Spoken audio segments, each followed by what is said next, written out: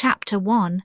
Cover. This e-book is for the use of anyone anywhere in the United States and most other parts of the world at no cost and with almost no restrictions whatsoever.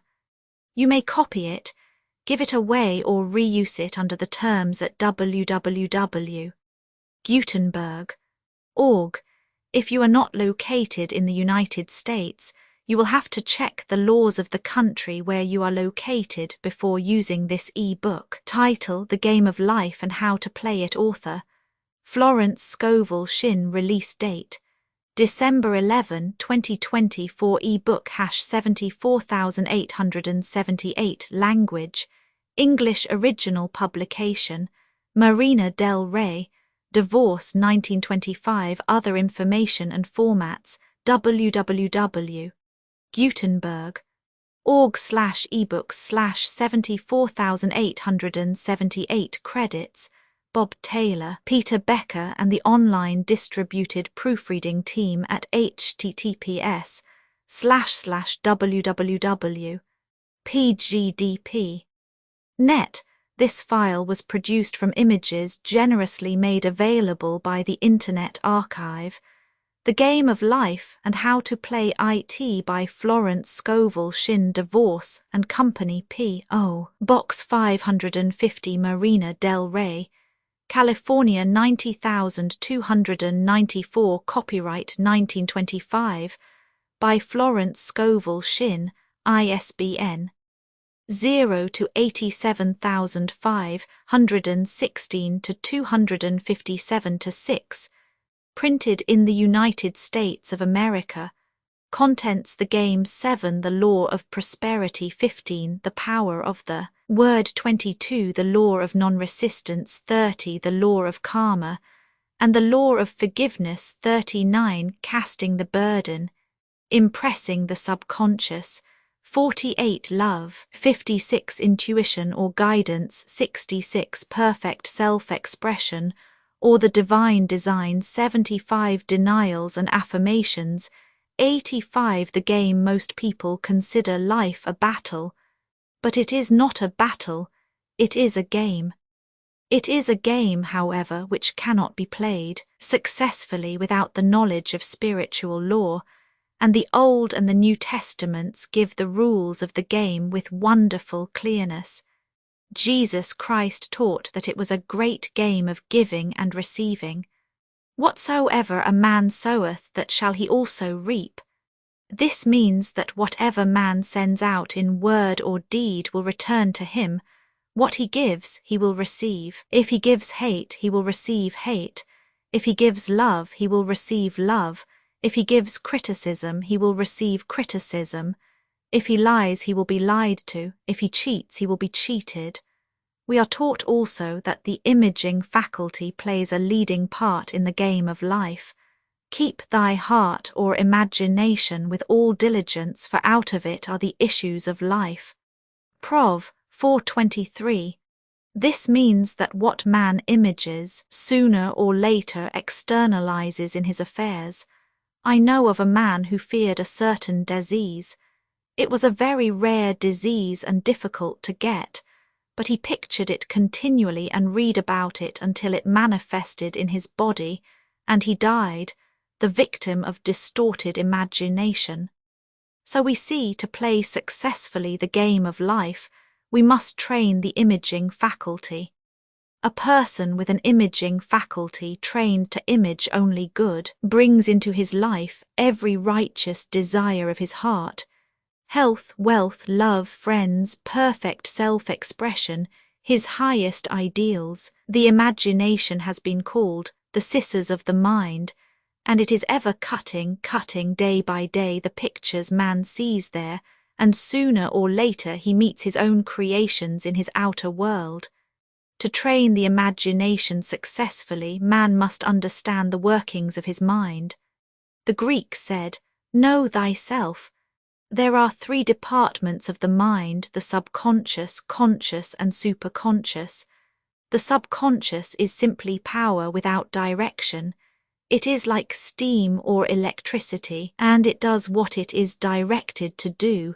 It has no power of induction. Whatever man feels deeply or images clearly is impressed upon the subconscious mind and carried out in minutest detail. For example, a woman I know when a child always made believe she was a widow. She dressed up in black clothes and wore a long black veil, and people thought she was very clever and amusing. She grew up and married a man with whom she was deeply in love. In a short time he died, and she wore black and a sweeping veil for many years. The picture of herself as a widow was impressed upon the subconscious mind, and in due time worked itself out, regardless of the havoc created. The conscious mind has been called mortal or carnal mind. It is the human mind and sees life as it appears to be. It sees death, disaster, sickness, poverty, and limitation of every kind, and it impresses the subconscious. The superconscious mind is the God mind within each man, and is the realm of perfect ideas. In it is the perfect pattern spoken of by Plato, the divine design, for there is a divine design for each person. There is a place that you are to fill and no one else can fill, something you are to do which no one else can do. There is a perfect picture of this in the superconscious mind. It usually flashes across the conscious as an unattainable ideal, something too good to be true. In reality, it is man's true destiny or destination, flashed to him from the infinite intelligence which is within himself. Many people, however, are in ignorance of their true destinies and are striving for things and situations which do not belong to them, and would only bring failure and dissatisfaction if attained. For example, a woman came to me and asked me to speak the word that she would marry a certain man with whom she was very much in love. She called him A. B. I replied that this would be a violation of spiritual law, but that I would speak the word for the right man, the divine selection, the man who belonged to her by divine right. I added, if A. B. is the right man you can't lose him, and if he isn't you will receive his equivalent. She saw A. B. frequently, but no headway was made in their friendship. One evening she called and said, "Do you know, for the last week A. B. hasn't seemed so wonderful to me." I replied, "Maybe he is not the divine selection. Another man may be the right one." Soon after that she met another man who fell in love with her at once and who said she was his ideal.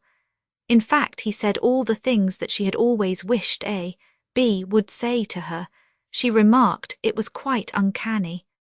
She soon returned his love and lost all interest in A. B. This shows the law of substitution. A right idea was substituted for a wrong one. Therefore there was no loss or sacrifice involved. Jesus Christ said, "Seek ye first the kingdom of God and his righteousness, and all these things shall be added unto you." And he said the kingdom was within man. The kingdom is the realm of right ideas or the divine pattern. Jesus Christ taught that man's words played a leading part in the game of life.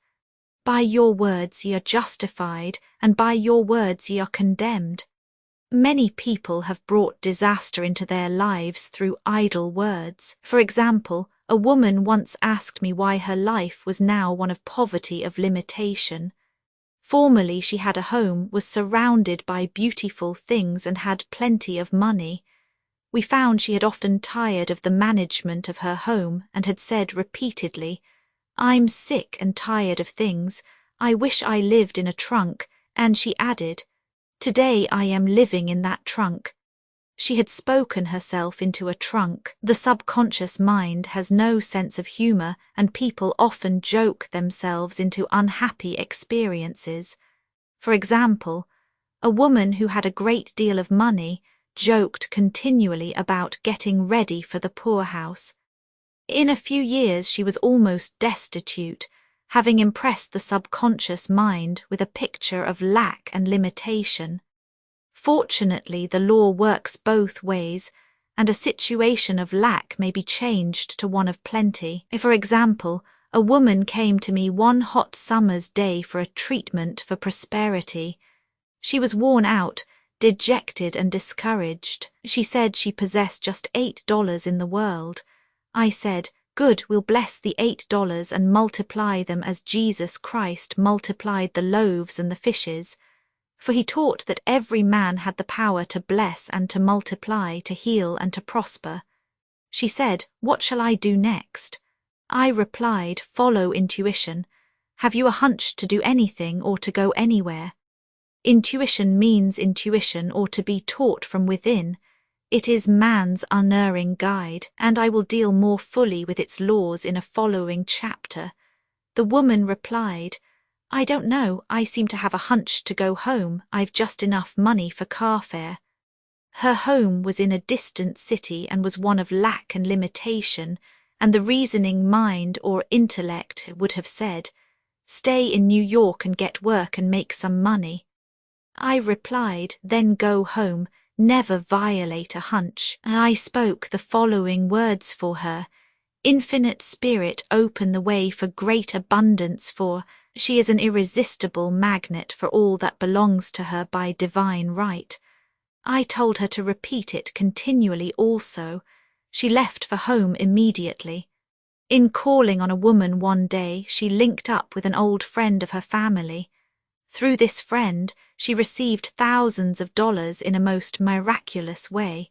She has said to me often, "Tell people about the woman who came to you with $8 and a hunch." There is always plenty on man's pathway, but it can only be brought into manifestation through desire, faith, or the spoken word. Jesus Christ brought out clearly that man must make the first move. "Ask, and it shall be given you, seek, and ye shall find, knock, and it shall be opened unto you." Matt 7:7. In the scriptures we read, "Concerning the works of my hands command ye me." Infinite intelligence God is ever ready to carry out man's smallest or greatest demands. Every desire, uttered or unexpressed, is a demand. We are often startled by having a wish suddenly fulfilled. For example, one Easter, having seen many beautiful rose trees in the florist's windows, I wished I would receive one, and for an instant saw it mentally being carried in the door. Easter came, and with it a beautiful rose tree. I thanked my friend the following day and told her it was just what I had wanted. She replied, "I didn't send you a rose tree, I sent you lilies."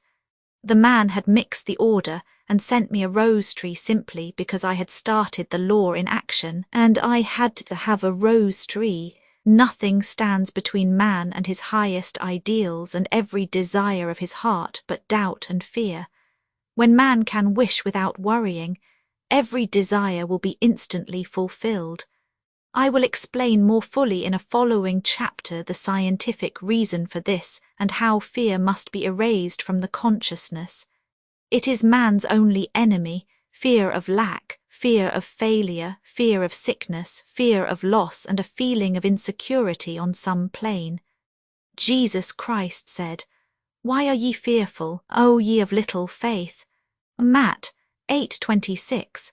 So we can see we must substitute faith for fear is only inverted faith. It is faith in evil instead of good. The object of the game of life is to see clearly one's good and to obliterate all mental pictures of evil. This must be done by impressing the subconscious mind with a realization of good. A very brilliant man who has attained great success told me he had suddenly erased all fear from his consciousness by reading a sign which hung in a room. He saw printed in large letters this statement, "Why worry, it will probably never happen." These words were stamped indelibly upon his subconscious mind, and he has now a firm conviction that only good can come into his life, therefore only good can manifest. In the following chapter, I will deal with the different methods of impressing the subconscious mind.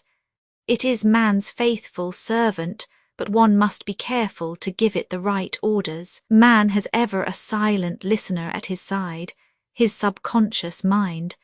Every thought, every word is impressed upon it and carried out in amazing detail.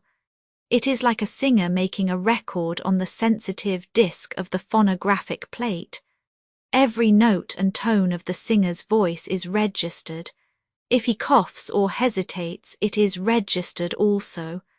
So let us break all the old bad records in the subconscious mind, the records of our lives which we do not wish to keep, and make new and beautiful ones. Speak these words aloud with power and conviction. I now smash and demolish by my spoken word every untrue record in my subconscious mind. They shall return to the dust heap of their native nothingness, for they came from my own vain imaginings. I now make my perfect records through the Christ within, the records of health, wealth, love, and perfect self-expression. This is the square of life, the game completed. In the following chapters, I will show how man can change his conditions by changing his words. Any man who does not know the power of the word is behind the times. Death and life are in the power of the tongue. Prov. 18:21. The law of prosperity, yea, the Almighty shall be thy defence, and thou shalt have plenty of silver. One of the greatest messages given to the race through the Scriptures is that God is man's supply, and that man can release through his spoken word all that belongs to him by divine right. He must, however, have perfect faith in his spoken word. Isaiah said, My word shall not return unto me void, but shall accomplish that whereunto it is sent. We know now that words and thoughts are a tremendous vibratory force, ever moulding man's body and affairs. A woman came to me in great distress and said she was to be sued on the 15th of the month for $3,000. She knew no way of getting the money and was in despair. I told her God was her supply, and that there is a supply for every demand, so I spoke the word. I gave thanks that the woman would receive $3,000 at the right time in the right way. I told her she must have perfect faith and act her perfect faith. The 15th came, but no money had materialized. She called me on the phone and asked what she was to do. I replied, It is Saturday, so they won't sue you today. Your part is to act rich, thereby showing perfect faith that you will receive it by Monday. She asked me to lunch with her to keep up her courage. When I joined her at a restaurant, I said, This is no time to economize. Order an expensive luncheon. Act as if you have already received the $3,000. All things whatsoever ye ask in prayer, believing ye shall receive. You must act as if you had already received. The next morning she called me on the phone and asked me to stay with her during the day.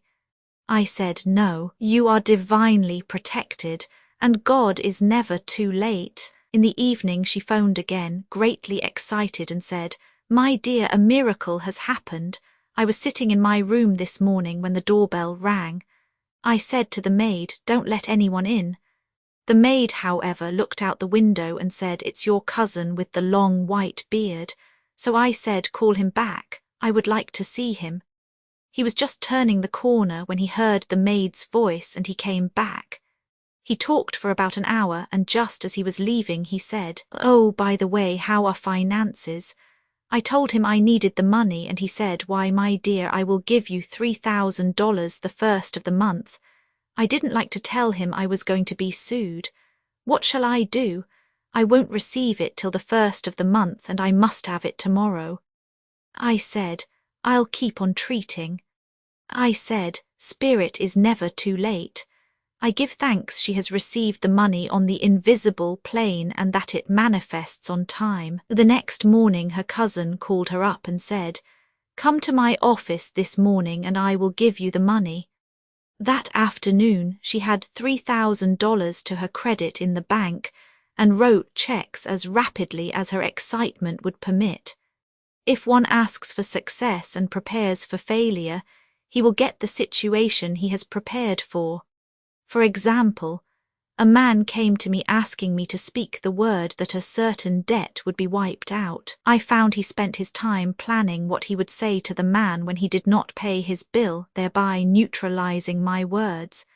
He should have seen himself paying the debt. We have a wonderful illustration of this in the Bible, relating to the 3 kings who were in the desert without water for their men and horses. They consulted the prophet Elisha, who gave them this astonishing message. Thus saith the Lord, Ye shall not see wind, neither shall ye see rain, yet make this valley full of ditches. A man must prepare for the thing he has asked for when there isn't the slightest sign of it in sight.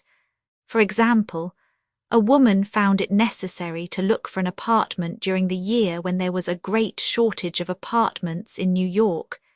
It was considered almost an impossibility, and her friends were sorry for her and said, "Isn't it too bad? You'll have to store your furniture and live in a hotel." She replied, "You needn't feel sorry for me, I'm a superman, and I'll get an apartment." She spoke the words, "Infinite Spirit, open the way for the right apartment." She knew there was a supply for every demand and that she was unconditioned, working on the spiritual plane, and that one with God is a majority. She had contemplated buying new blankets when the tempter, the adverse thought or reasoning mind, suggested, "Don't buy the blankets, perhaps after all, you won't get an apartment and you will have no use for them." She promptly replied to herself, "I'll dig my ditches by buying the blankets." So she prepared for the apartment, acted as though she already had it. She found one in a miraculous way, and it was given to her although there were over 200 other applicants. The blankets showed active faith. It is needless to say that the ditches dug by the 3 kings in the desert were filled to overflowing. Read Roman 2 Kings. Getting into the spiritual swing of things is no easy matter for the average person. The adverse thoughts of doubt and fear surge from the subconscious. They are the army of the aliens which must be put to flight. This explains why it is so often darkest before the dawn. A big demonstration is usually preceded by tormenting thoughts. Having made a statement of high spiritual truth, one challenges the old beliefs in the subconscious, and error is exposed to be put out. This is the time when one must make his affirmations of truth repeatedly and rejoice and give thanks that he has already received. Before ye call, I shall answer. This means that every good and perfect gift is already man's awaiting his recognition. Man can only receive what he sees himself receiving. The children of Israel were told that they could have all the land they could see. This is true of every man. He has only the land within his own mental vision. Every great work, every big accomplishment has been brought into manifestation through holding to the vision, and often just before the big achievement comes apparent failure and discouragement. The children of Israel, when they reached the promised land, were afraid to go in, for they said it was filled with giants who made them feel like grasshoppers. And there we saw the giants, and we were in our own sight as grasshoppers. This is almost every man's experience. However, the one who knows spiritual law is undisturbed by appearance and rejoices while he is yet in captivity. That is, he holds to his vision and gives thanks that the end is accomplished, he has received. Jesus Christ gave a wonderful example of this.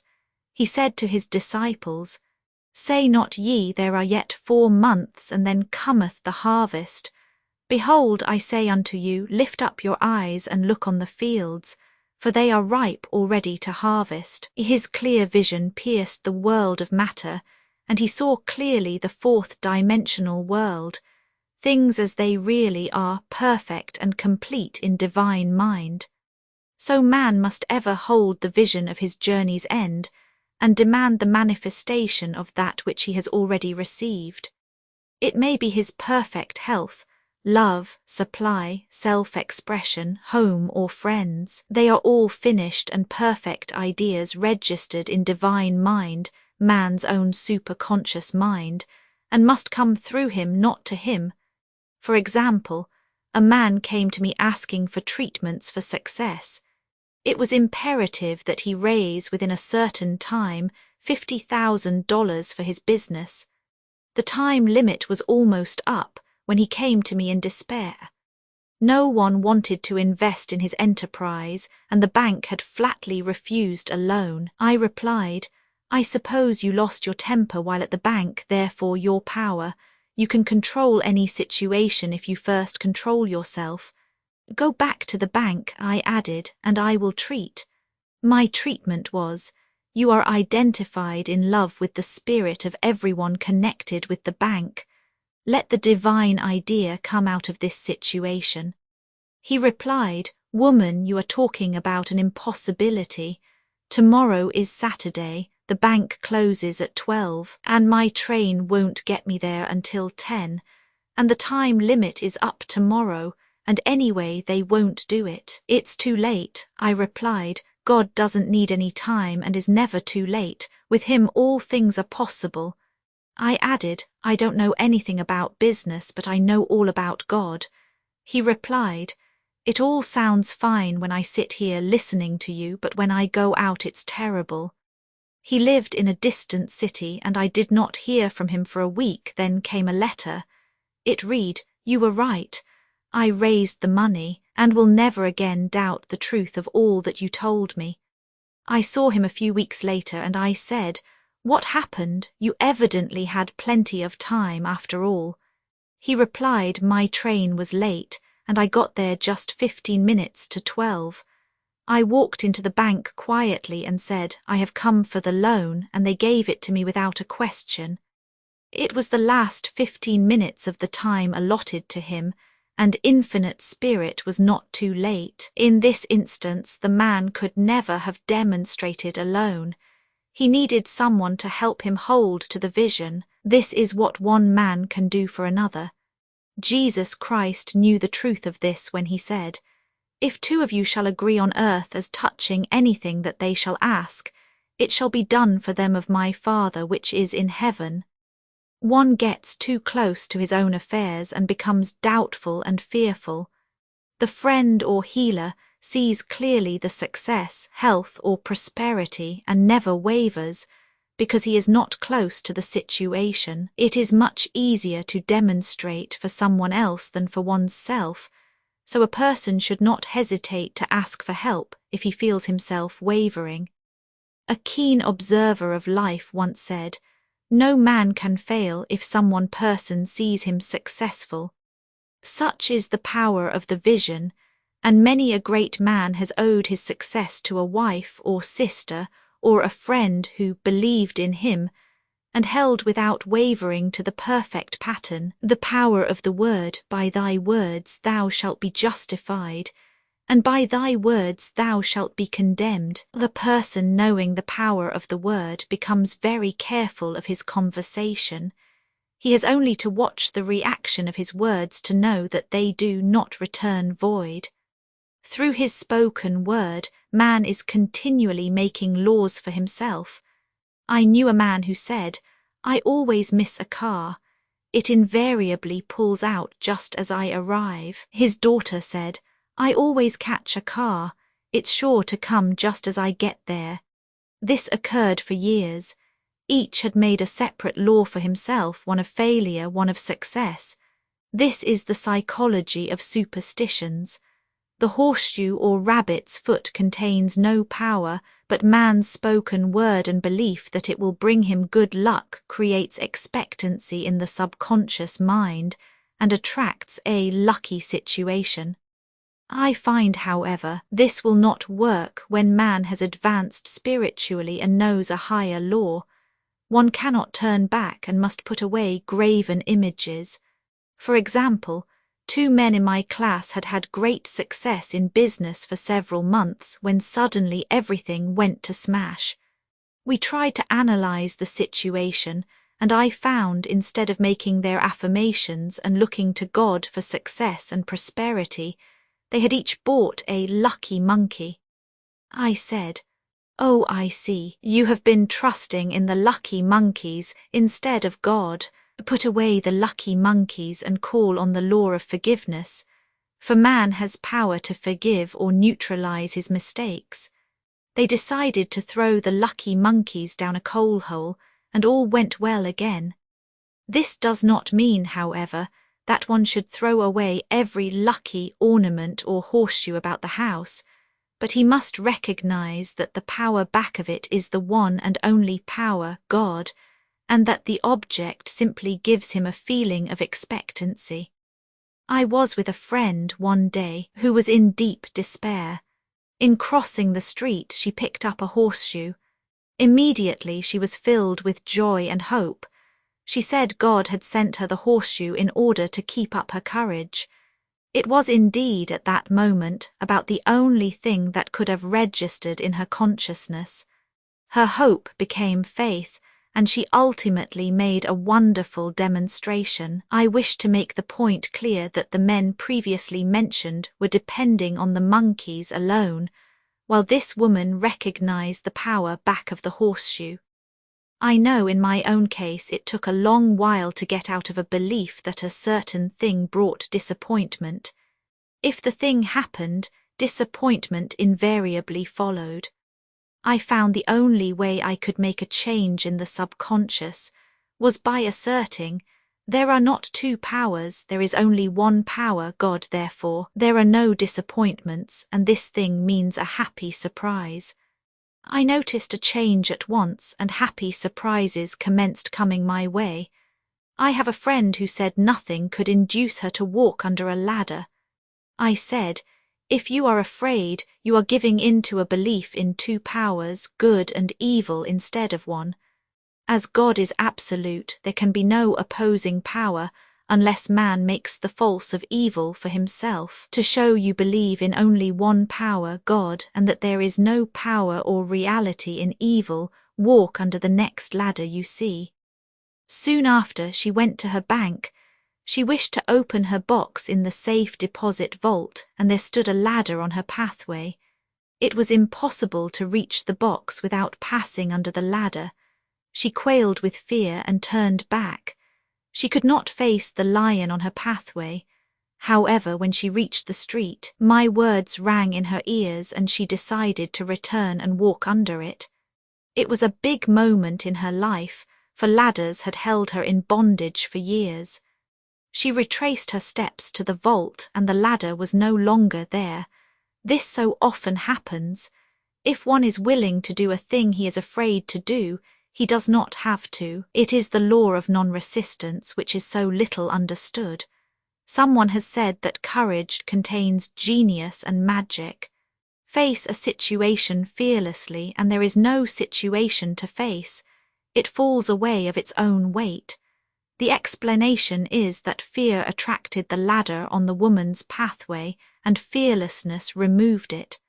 Thus the invisible forces are ever working for man, who is always pulling the strings himself, though he does not know it. Owing to the vibratory power of words, whatever man voices he begins to attract. People who continually speak of disease invariably attract it. After man knows the truth, he cannot be too careful of his words.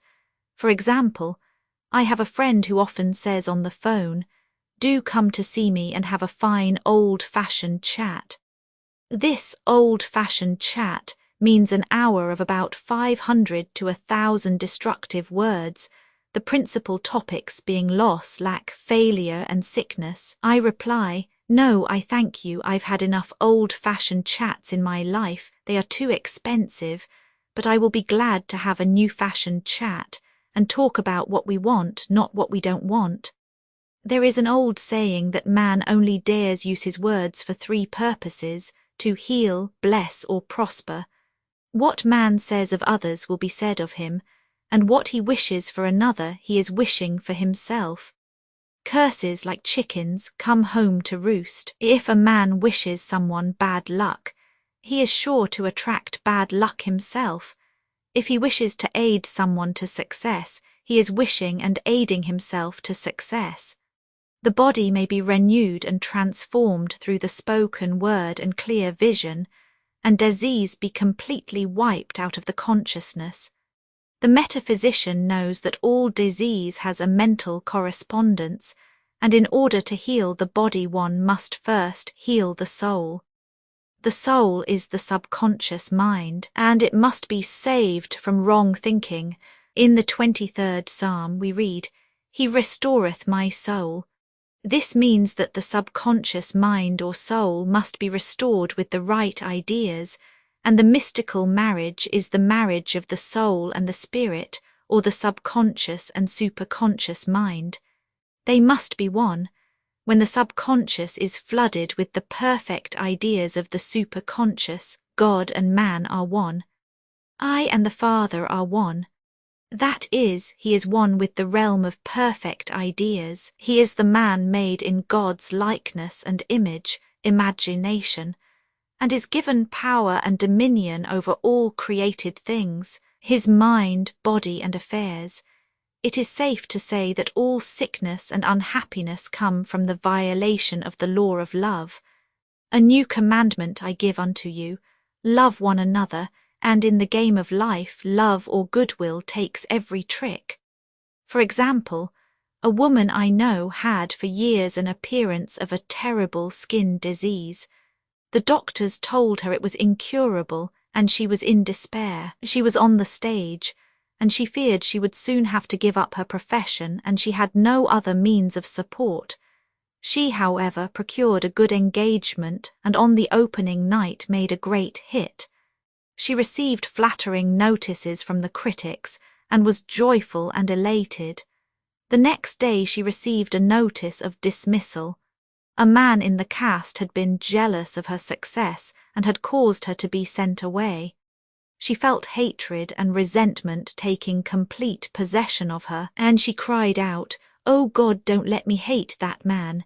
That night she worked for hours in the silence. She said, "I soon came into a very deep silence. I seemed to be at peace with myself, with the man, and with the whole world. I continued this for 2 following nights, and on the 3rd day I found I was healed completely of the skin disease. In asking for love or goodwill, she had fulfilled the law, for love is the fulfilling of the law, and the disease which came from subconscious resentment was wiped out. Continual criticism produces rheumatism, as critical, inharmonious thoughts cause unnatural deposits in the blood which settle in the joints. False growths are caused by jealousy, hatred, unforgiveness, fear, etc. Every disease is caused by a mind not at ease. I said once in my class, there is no use asking anyone what's the matter with you. We might just as well say who's the matter with you. Unforgiveness is the most prolific cause of disease. It will harden arteries or liver and affect the eyesight. In its train are endless ills. I called on a woman one day who said she was ill from having eaten a poisoned oyster. I replied, "Oh no, the oyster was harmless, you poisoned the oyster. What's the matter with you?" She answered, "Oh, about 19 people. She had quarrelled with 19 people and had become so inharmonious that she attracted the wrong oyster. Any inharmony on the external indicates there is mental inharmony. As the within, so the without. Man's only enemies are within himself, and a man's foes shall be they of his own household. Personality is one of the last enemies to be overcome, as this planet is taking its initiation in love. It was Christ's message, peace on earth, goodwill towards man. The enlightened man, therefore, endeavours to perfect himself upon his neighbour. His work is with himself to send out goodwill and blessings to every man, and the marvellous thing is that if one blesses a man, he has no power to harm him. For example, a man came to me asking to treat for success in business. He was selling machinery, and a rival appeared on the scene with what he proclaimed was a better machine, and my friend feared defeat. I said, first of all, we must wipe out all fear and know that God protects your interests, and that the divine idea must come out of the situation. That is, the right machine will be sold by the right man to the right man. And I added, don't hold one critical thought towards that man. Bless him all day and be willing not to sell your machine if it isn't the divine idea. So he went to the meeting, fearless and non-resistant, and blessing the other man. He said the outcome was very remarkable. The other man's machine refused to work, and he sold his without the slightest difficulty. But I say unto you, love your enemies, bless them that curse you, do good to them that hate you, and pray for them which spitefully use you and persecute you. Goodwill produces a great aura of protection about the one who sends it, and no weapon that is formed against him shall prosper. In other words, love and goodwill destroy the enemies within oneself, therefore, one has no enemies on the external. There is peace on earth for him who sends goodwill to man. The law of non-resistance, resist not evil. Be not overcome of evil, but overcome evil with good. Nothing on earth can resist an absolutely non-resistant person. The Chinese say that water is the most powerful element because it is perfectly non-resistant. It can wear away a rock and sweep all before it. Jesus Christ said, resist not evil, for he knew in reality there is no evil, therefore nothing to resist. Evil has come of man's vain imagination, or a belief in two powers, good and evil. There is an old legend that Adam and Eve ate of Maya, the tree of illusion, and saw two powers instead of one power, God. Therefore, evil is a false law man has made for himself through psychoma or soul sleep. Soul sleep means that man's soul has been hypnotized by the race belief of sin, sickness and death, etc., which is carnal or mortal thought, and his affairs have outpictured his illusions. We have read in a preceding chapter that man's soul is his subconscious mind, and whatever he feels deeply, good or bad, is outpictured by that faithful servant. His body and affairs show forth what he has been picturing. The sick man has pictured sickness, the poor man poverty, the rich man wealth. People often say, why does a little child attract illness when it is too young even to know what it means? I answer that children are sensitive and receptive to the thoughts of others about them, and often outpicture the fears of their parents. I heard a metaphysician once say, if you do not run your subconscious mind yourself, someone else will run it for you. Mothers often, unconsciously, attract illness and disaster to their children by continually holding them in thoughts of fear and watching for symptoms. For example, a friend asked a woman if her little girl had had the measles. She replied promptly, "Not yet." This implied that she was expecting the illness and therefore preparing the way for what she did not want for herself and child. However, the man who is centered and established in right thinking, the man who sends out only goodwill to his fellow man, and who is without fear, cannot be touched or influenced by the negative thoughts of others. In fact, he could then receive only good thoughts as he himself sends forth only good thoughts. Resistance is hell, for it places man in a state of torment. A metaphysician once gave me a wonderful recipe for taking every trick in the game of life. It is the acme of non-resistance. He gave it in this way. At one time in my life I baptized children, and of course they had many names. Now I no longer baptize children, but I baptize events, but I give every event the same name.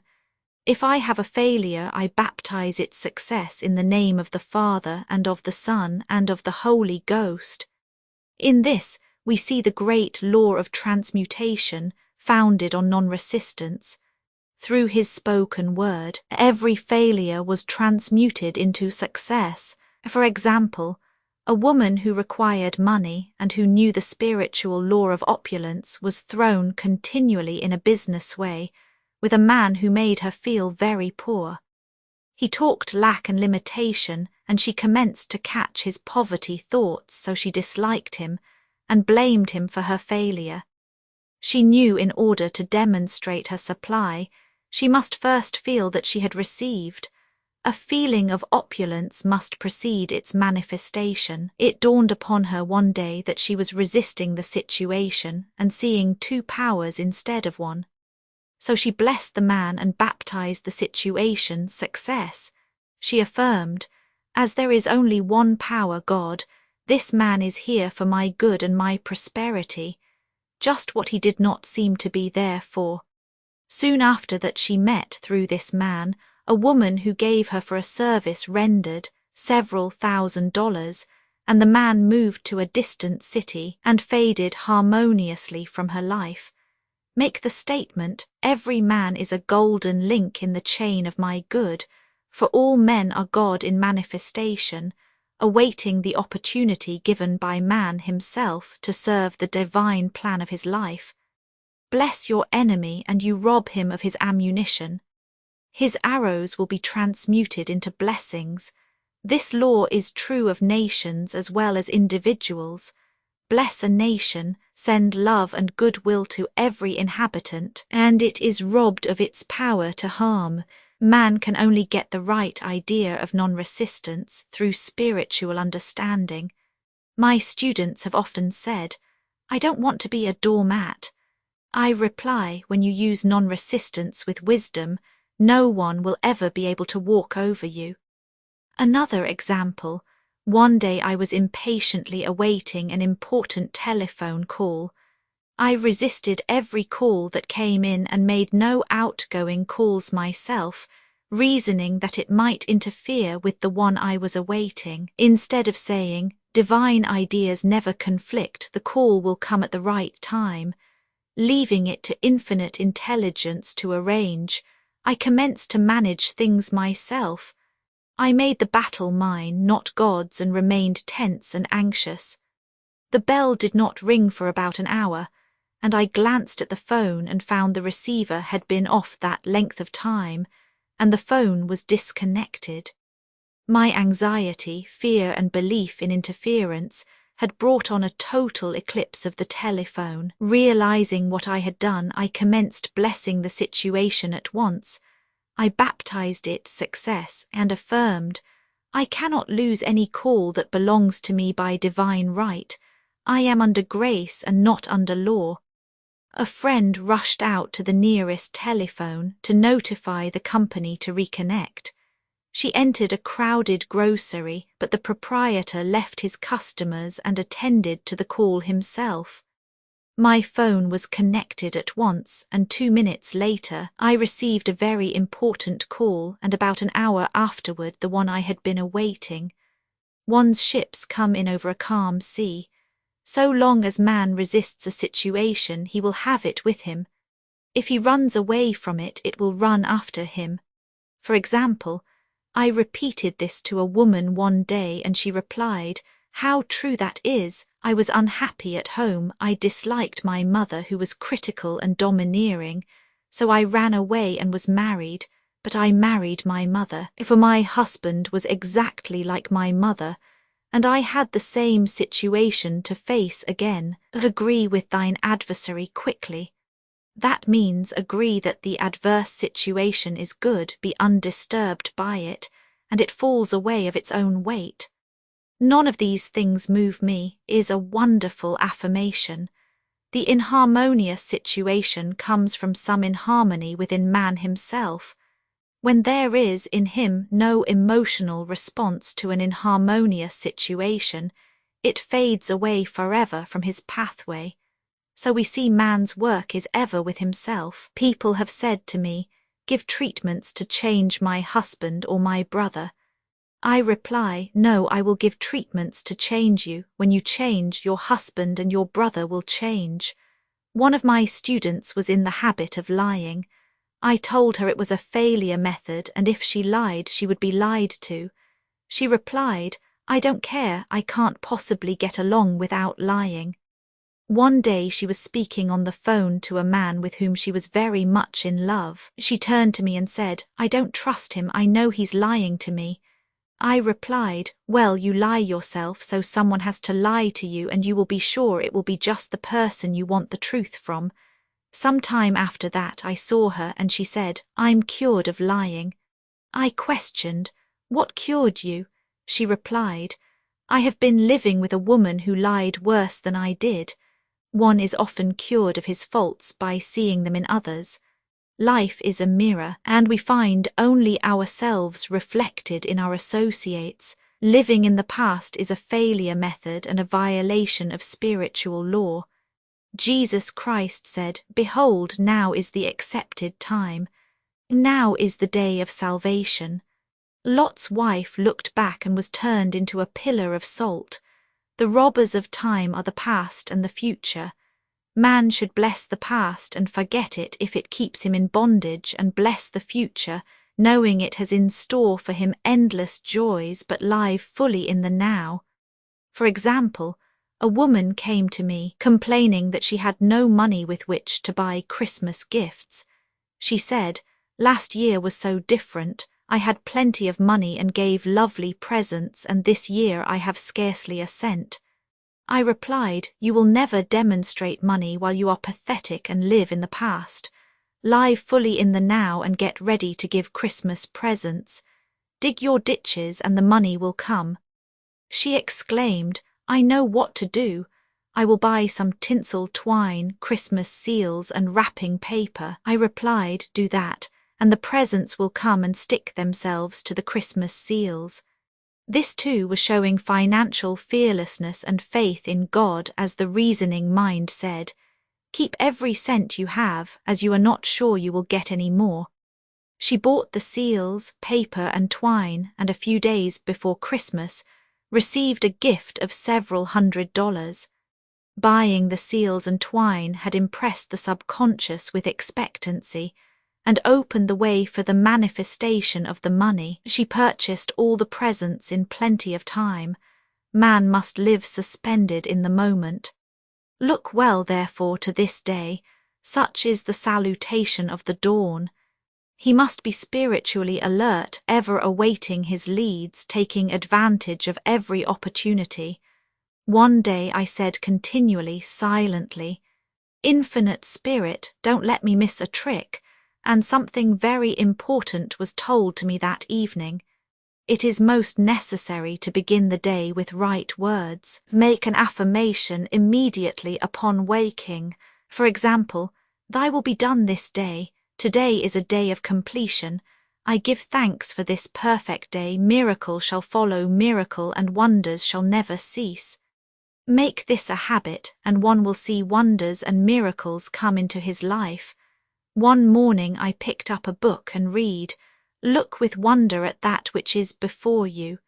It seemed to be my message for the day, so I repeated again and again, Look with wonder at that which is before you. At about noon, a large sum of money was given me, which I had been desiring for a certain purpose. In a following chapter, I will give affirmations that I have found most effective. However, one should never use an affirmation unless it is absolutely satisfying and convincing to his own consciousness, and often an affirmative is changed to suit different people.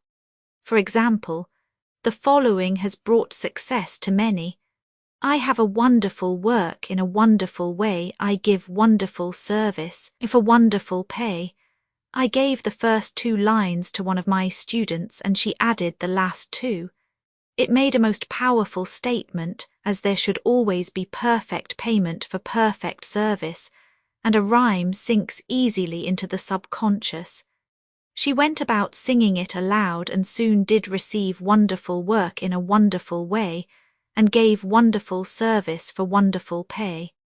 Another student, a businessman, took it and changed the word work to business. He repeated, I have a wonderful business in a wonderful way, and I give wonderful service for wonderful pay. That afternoon he made a $41,000 deal, though there had been no activity in his affairs for months. Every affirmation must be carefully worded and completely cover the ground. For example, I knew a woman who was in great need and made a demand for work. She received a great deal of work but was never paid anything. She now knows to add, wonderful service for wonderful pay. It is man's divine right to have plenty, more than enough. His barns should be full and his cup should flow over. This is God's idea for man, and when man breaks down the barriers of lack in his own consciousness, the golden age will be his, and every righteous desire of his heart fulfilled. The LAW of karma and the LAW of forgiveness man receives only that which he gives. The game of life is a game of boomerangs. Man's thoughts, deeds, and words return to him sooner or later with astounding accuracy. This is the law of karma, which is Sanskrit for comeback. Whatsoever a man soweth, that shall he also reap. For example, a friend told me this story of herself, illustrating the law. She said, I make all my karma on my aunt. Whatever I say to her, someone says to me. I am often irritable at home, and one day said to my aunt, who was talking to me during dinner, no more talk, I wish to eat in peace. The following day I was lunching with a woman with whom I wished to make a great impression. I was talking animatedly when she said, no more talk, I wish to eat in peace. My friend is high in consciousness, so her karma returns much more quickly than to one on the mental plane. The more man knows, the more he is responsible for, and a person with a knowledge of spiritual law, which he does not practice, suffers greatly in consequence. The fear of the Lord law is the beginning of wisdom. If we read the word Lord law, it will make many passages in the Bible much clearer. Vengeance is mine, I will repay, saith the Lord law. It is the law which takes vengeance, not God. God sees man perfect, created in his own image, imagination, and given power and dominion. This is the perfect idea of man, registered in divine mind, awaiting man's recognition. For man can only be what he sees himself to be, and only attain what he sees himself attaining. Nothing ever happens without an onlooker is an ancient saying. Man sees first his failure or success, his joy or sorrow, before it swings into visibility from the scenes set in his own imagination. We have observed this in the mother picturing disease for her child, or a woman seeing success for her husband. Jesus Christ said, "And ye shall know the truth, and the truth shall make you free." So we see freedom from all unhappy conditions comes through knowledge, a knowledge of spiritual law. Obedience precedes authority, and the law obeys man when he obeys the law. The law of electricity must be obeyed before it becomes man's servant. When handled ignorantly, it becomes man's deadly foe. So with the laws of mind, for example, a woman with a strong personal will wished she owned a house which belonged to an acquaintance, and she often made mental pictures of herself living in the house. In the course of time, the man died and she moved into the house. Several years afterwards, coming into the knowledge of spiritual law, she said to me, "Do you think I had anything to do with that man's death?" I replied, "Yes, your desire was so strong, everything made way for it, but you paid your karmic debt. Your husband, whom you loved devotedly, died soon after, and the house was a white elephant on your hands for years. The original owner, however, could not have been affected by her thoughts had he been positive in the truth, nor her husband, but they were both under karmic law. The woman should have said, feeling the great desire for the house, 'Infinite intelligence, give me the right house, equally as charming as this, the house which is mine by divine right.' The divine selection would have given perfect satisfaction and brought good to all. The divine pattern is the only safe pattern to work by. Desire is a tremendous force and must be directed in the right channels, or chaos ensues. In demonstrating, the most important step is the first step, to ask aright. Man should always demand only that which is his by divine right. To go back to the illustration, had the woman taken this attitude, "If this house I desire is mine, I cannot lose it. If it is not, give me its equivalent," the man might have decided to move out harmoniously had it been the divine selection for her, or another house would have been substituted. Anything forced into manifestation through personal will is always ill-got and has ever bad success. Man is admonished, "My will be done, not thine," and the curious thing is, man always gets just what he desires when he does relinquish personal will, thereby enabling infinite intelligence to work through him. Stand ye still and see the salvation of the Lord. Law. For example, a woman came to me in great distress. Her daughter had determined to take a very hazardous trip, and the mother was filled with fear. She said she had used every argument, had pointed out the dangers to be encountered and forbidden her to go, but the daughter became more and more rebellious and determined. I said to the mother, "You are forcing your personal will upon your daughter, which you have no right to do, and your fear of the trip is only attracting it, for man attracts what he fears." I added, "Let go and take your mental hands off, put it in God's hands, and use this statement, 'I put this situation in the hands of infinite love and wisdom. If this trip is the divine plan, I bless it and no longer resist, but if it is not divinely planned, I give thanks that it is now dissolved and dissipated." A day or two after that, her daughter said to her, "Mother, I have given up the trip," and the situation returned to its native nothingness. It is learning to stand still, which seems so difficult for man. I have dealt more fully with this law in the chapter on non-resistance. I will give another example of sowing and reaping, which came in the most curious way. A woman came to me saying she had received a counterfeit $20 bill given to her at the bank. She was much disturbed, for she said, "The people at the bank will never acknowledge their mistake." I replied, "Let us analyze the situation and find out why you attracted it." She thought a few moments and exclaimed, "I know it. I sent a friend a lot of stagey money, just for a joke." So the law had sent her some stagey money, for it doesn't know anything about jokes. I said, "Now we will call on the law of forgiveness and neutralize the situation." Christianity is founded upon the law of forgiveness. Christ has redeemed us from the curse of the karmic law, and the Christ within each man is his Redeemer and salvation from all inharmonious conditions. So I said, "Infinite Spirit, we call on the law of forgiveness and give thanks that she is under grace and not under law, and cannot lose this $20 which is hers by divine right. Now," I said, "go back to the bank and tell them fearlessly that it was given you there by mistake." She obeyed, and to her surprise, they apologized and gave her another bill, treating her most courteously.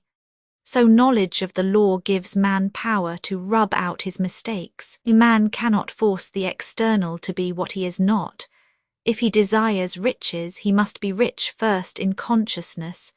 For example, a woman came to me asking treatment for prosperity.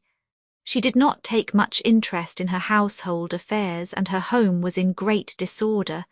I said to her, "If you wish to be rich, you must be orderly. All men with great wealth are orderly, and order is heaven's first law."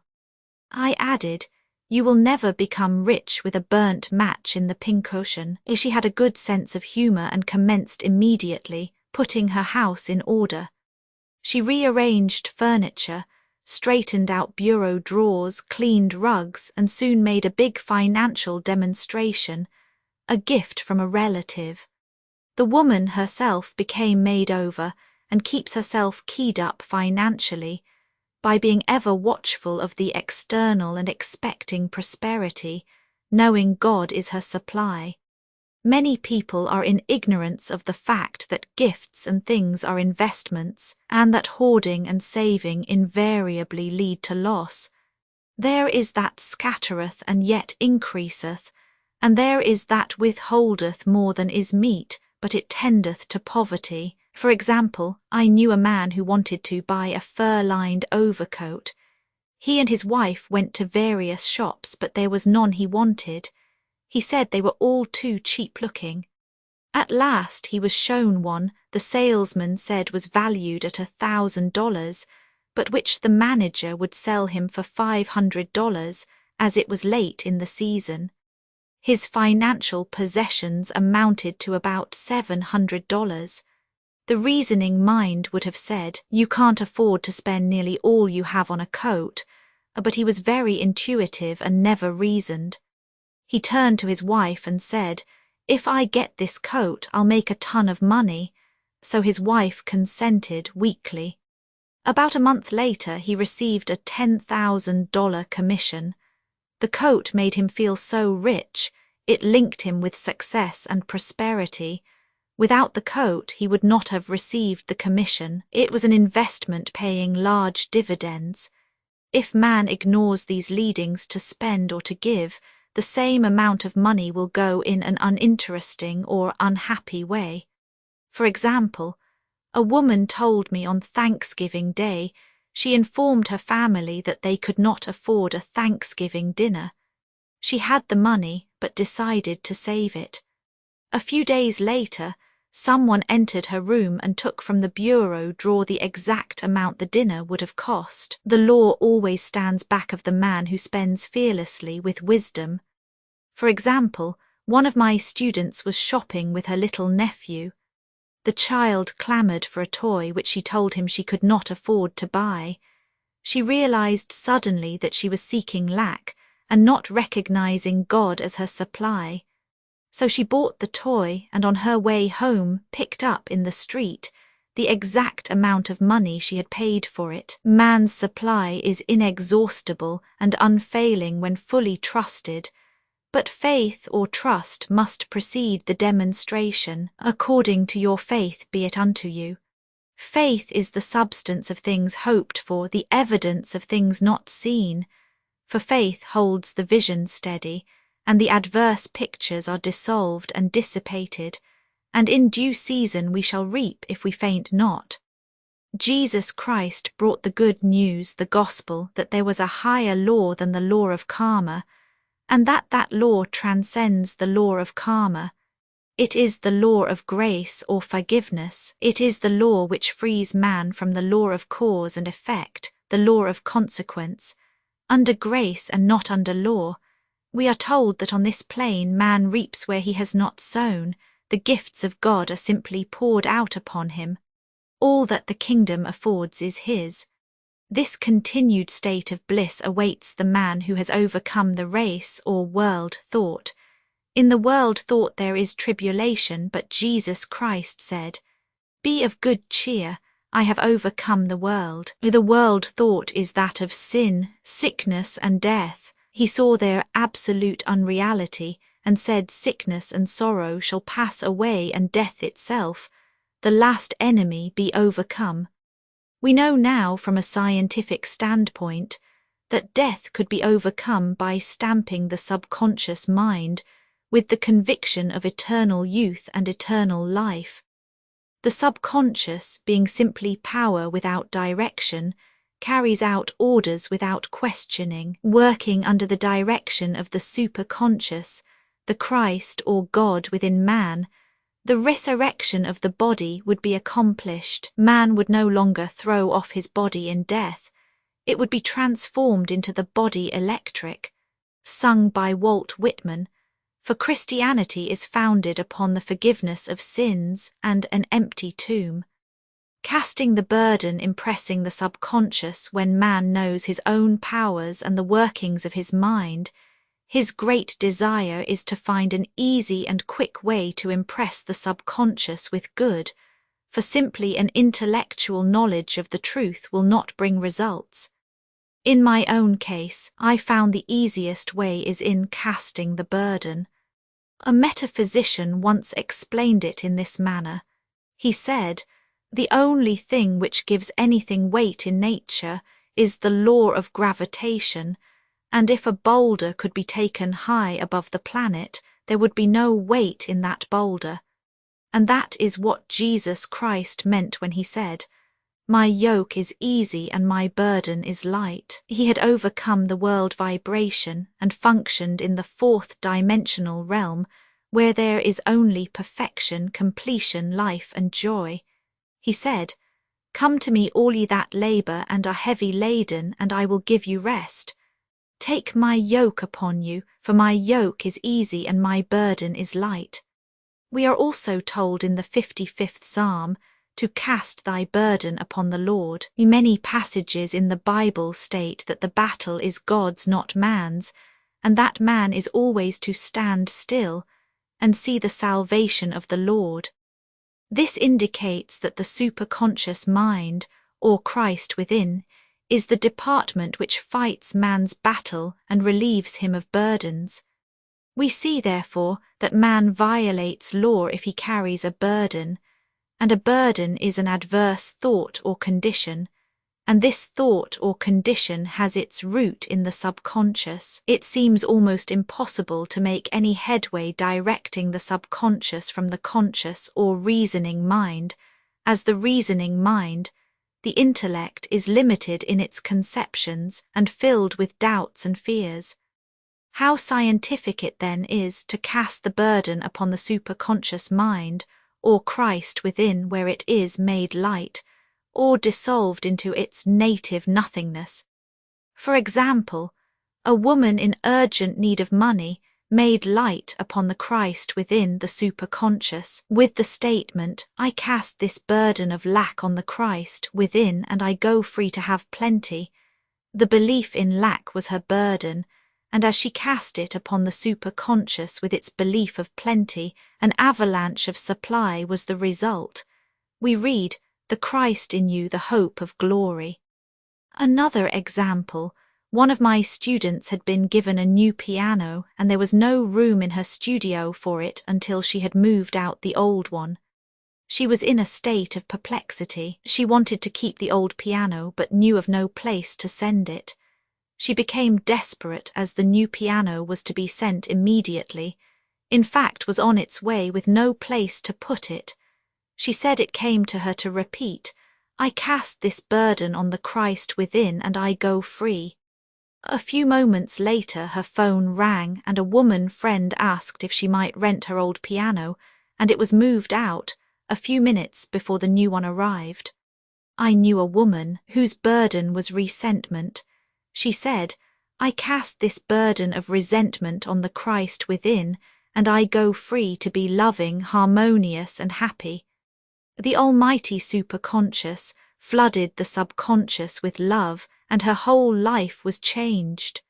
For years, resentment had held her in a state of torment and imprisoned her soul, the subconscious mind. The statement should be made over and over and over, sometimes for hours at a time, silently or audibly, with quietness but determination. I have often compared it to winding up a Victrola. We must wind ourselves up with spoken words. I have noticed in casting the burden, after a little while one seems to see clearly. It is impossible to have clear vision while in the throes of carnal mind. Doubts and fear poison the mind and body, and imagination runs riot, attracting disaster and disease. In steadily repeating the affirmation, "I cast this burden on the Christ within and go free," the vision clears, and with it a feeling of relief, and sooner or later comes the manifestation of good, be it health, happiness, or supply. One of my students once asked me to explain the darkness before the dawn. I referred in a preceding chapter to the fact that often, before the big demonstration, everything seems to go wrong, and deep depression clouds the consciousness, It means that out of the subconscious are rising the doubts and fears of the ages. These old derelicts of the subconscious rise to the surface to be put out. It is then that man should clap his cymbals like Jehoshaphat and give thanks that he is saved, even though he seems surrounded by the enemy, the situation of lack or disease. The student continued, "How long must one remain in the dark?" And I replied, "Until one can see in the dark, and casting the burden enables one to see in the dark." In order to impress the subconscious, active faith is always essential. Faith without works is dead. In these chapters I have endeavored to bring out this point. Jesus Christ showed active faith when he commanded the multitude to sit down on the ground, before he gave thanks for the loaves and the fishes. I will give another example showing how necessary this step is. In fact, active faith is the bridge over which man passes to his promised land. Through misunderstanding, a woman had been separated from her husband, whom she loved deeply. He refused all offers of reconciliation and would not communicate with her in any way. Coming into the knowledge of spiritual law, she denied the appearance of separation. She made this statement, "There is no separation in divine mind, therefore, I cannot be separated from the love and companionship which are mine by divine right." She showed active faith by arranging a place for him at the table every day, thereby impressing the subconscious with a picture of his return. Over a year passed, but she never wavered, and one day he walked in. The subconscious is often impressed through music. Music has a fourth-dimensional quality and releases the soul from imprisonment. It makes wonderful things seem possible and easy of accomplishment. I have a friend who uses her Victrola daily for this purpose. It puts her in perfect harmony and releases the imagination. Another woman often dances while making her affirmations. The rhythm and harmony of music and motion carry her words forth with tremendous power. The student must remember also not to despise the day of small things. Invariably, before a demonstration, come signs of land. Before Columbus reached America, he saw birds and twigs which showed him land was near. So it is with a demonstration, but often the student mistakes it for the demonstration itself and is disappointed. For example, a woman had spoken the word for a set of dishes. Not long afterwards, a friend gave her a dish which was old and cracked. She came to me and said, "Well, I asked for a set of dishes and all I got was a cracked plate." I replied, "The plate was only signs of land. It shows your dishes are coming. Look upon it as birds and seaweed," and not long afterwards the dishes came. Continually making believe impresses the subconscious. If one makes believe he is rich and makes believe he is successful, in due time he will reap. Children are always making believe, and except ye be converted and become as little children, ye shall not enter the kingdom of heaven. For example, I know of a woman who was very poor, but no one could make her feel poor. She earned a small amount of money from rich friends who constantly reminded her of her poverty and to be careful and saving. Regardless of their admonitions, she would spend all her earnings on a hat or make someone a gift and be in a rapturous state of mind. Her thoughts were always centered on beautiful clothes and rings and things, but without envying others. She lived in the world of the wondrous, and only riches seemed real to her. Before long she married a rich man, and the rings and things became visible. I do not know whether the man was the divine selection, but opulence had to manifest in her life as she had imaged only opulence. There is no peace or happiness for man until he has erased all fear from the subconscious. Fear is misdirected energy and must be redirected or transmuted into faith. Jesus Christ said, "Why are ye fearful, O ye of little faith?"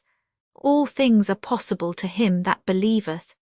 I am asked so often by my students, how can I get rid of fear? I reply, by walking up to the thing you are afraid of. The lion takes its fierceness from your fear. Walk up to the lion and he will disappear. Run away and he runs after you. I have shown in previous chapters how the lion of lack disappeared when the individual spent money fearlessly, showing faith that God was his supply and therefore unfailing. Many of my students have come out of the bondage of poverty and are now bountifully supplied through losing all fear of letting money go out. The subconscious is impressed with the truth that God is the giver and the gift. Therefore, as one is one with the giver, he is one with the gift. A splendid statement is, I now thank God the giver for God the gift. Man has so long separated himself from his good and his supply through thoughts of separation and lack that sometimes it takes dynamite to dislodge these false ideas from the subconscious, and the dynamite is a big situation. We see in the foregoing illustration how the individual was freed from his bondage by showing fearlessness. Man should watch himself hourly to detect if his motive for action is fear or faith. Choose ye this day whom we shall serve, fear or faith. Perhaps one's fear is of personality. Then do not avoid the people feared.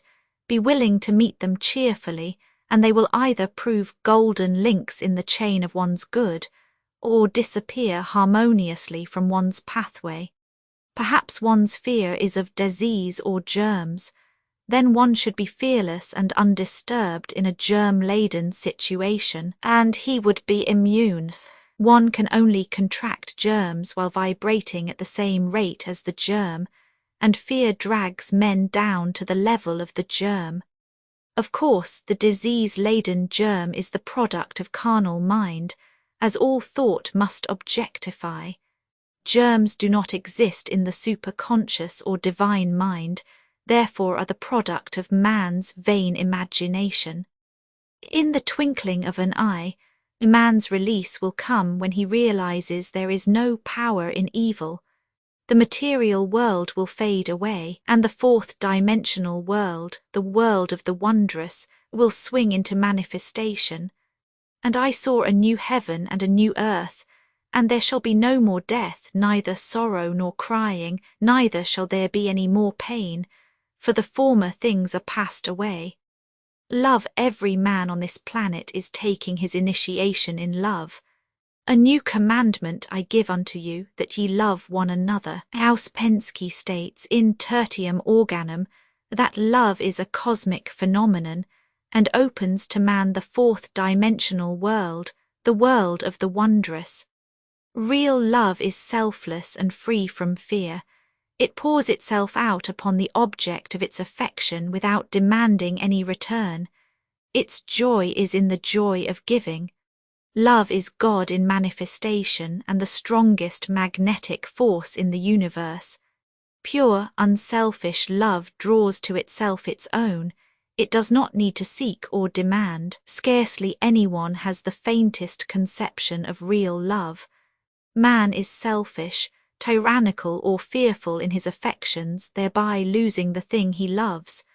Jealousy is the worst enemy of love, for the imagination runs riot, seeing the loved one attracted to another, and invariably these fears objectify if they are not neutralized. For example, a woman came to me in deep distress. The man she loved had left her for other women and said he never intended to marry her. She was torn with jealousy and resentment and said she hoped he would suffer as he had made her suffer, and added, "How could he leave me when I loved him so much?" I replied, "You are not loving that man, you are hating him," and added, "You can never receive what you have never given. Give a perfect love and you will receive a perfect love. Perfect yourself on this man. Give him a perfect, unselfish love, demanding nothing in return. Do not criticize or condemn, and bless him wherever he is." She replied, "No, I won't bless him unless I know where he is." Well, I said, that is not real love. When you send out real love will return to you, either from this man or his equivalent, for if this man is not the divine selection, you will not want him. As you are one with God, you are one with the love which belongs to you by divine right. Several months passed, and matters remained about the same, but she was working conscientiously with herself. I said, when you are no longer disturbed by his cruelty, he will cease to be cruel as you are attracting it through your own emotions. Then I told her of a brotherhood in India who never said, "Good morning" to each other. They used these words, "I salute the divinity in you." They saluted the divinity in every man and in the wild animals in the jungle, and they were never harmed, for they saw only God in every living thing. I said, "Salute the divinity in this man and say, I see your divine self only. I see you as God sees you, perfect, made in his image and likeness." She found she was becoming more poised and gradually losing her resentment. He was a captain and she always called him the Cap. One day she said suddenly, "God bless the Cap wherever he is." I replied, "Now that is real love, and when you have become a complete circle and are no longer disturbed by the situation, you will have his love or attract its equivalent." I was moving at this time and did not have a telephone, so was out of touch with her for a few weeks, when one morning I received a letter saying, "We are married." At the earliest opportunity I paid her a call. My first words were, "What happened?" "Oh," she exclaimed, "a miracle. One day I woke up and all suffering had ceased. I saw him that evening and he asked me to marry him. We were married in about a week and I have never seen a more devoted man."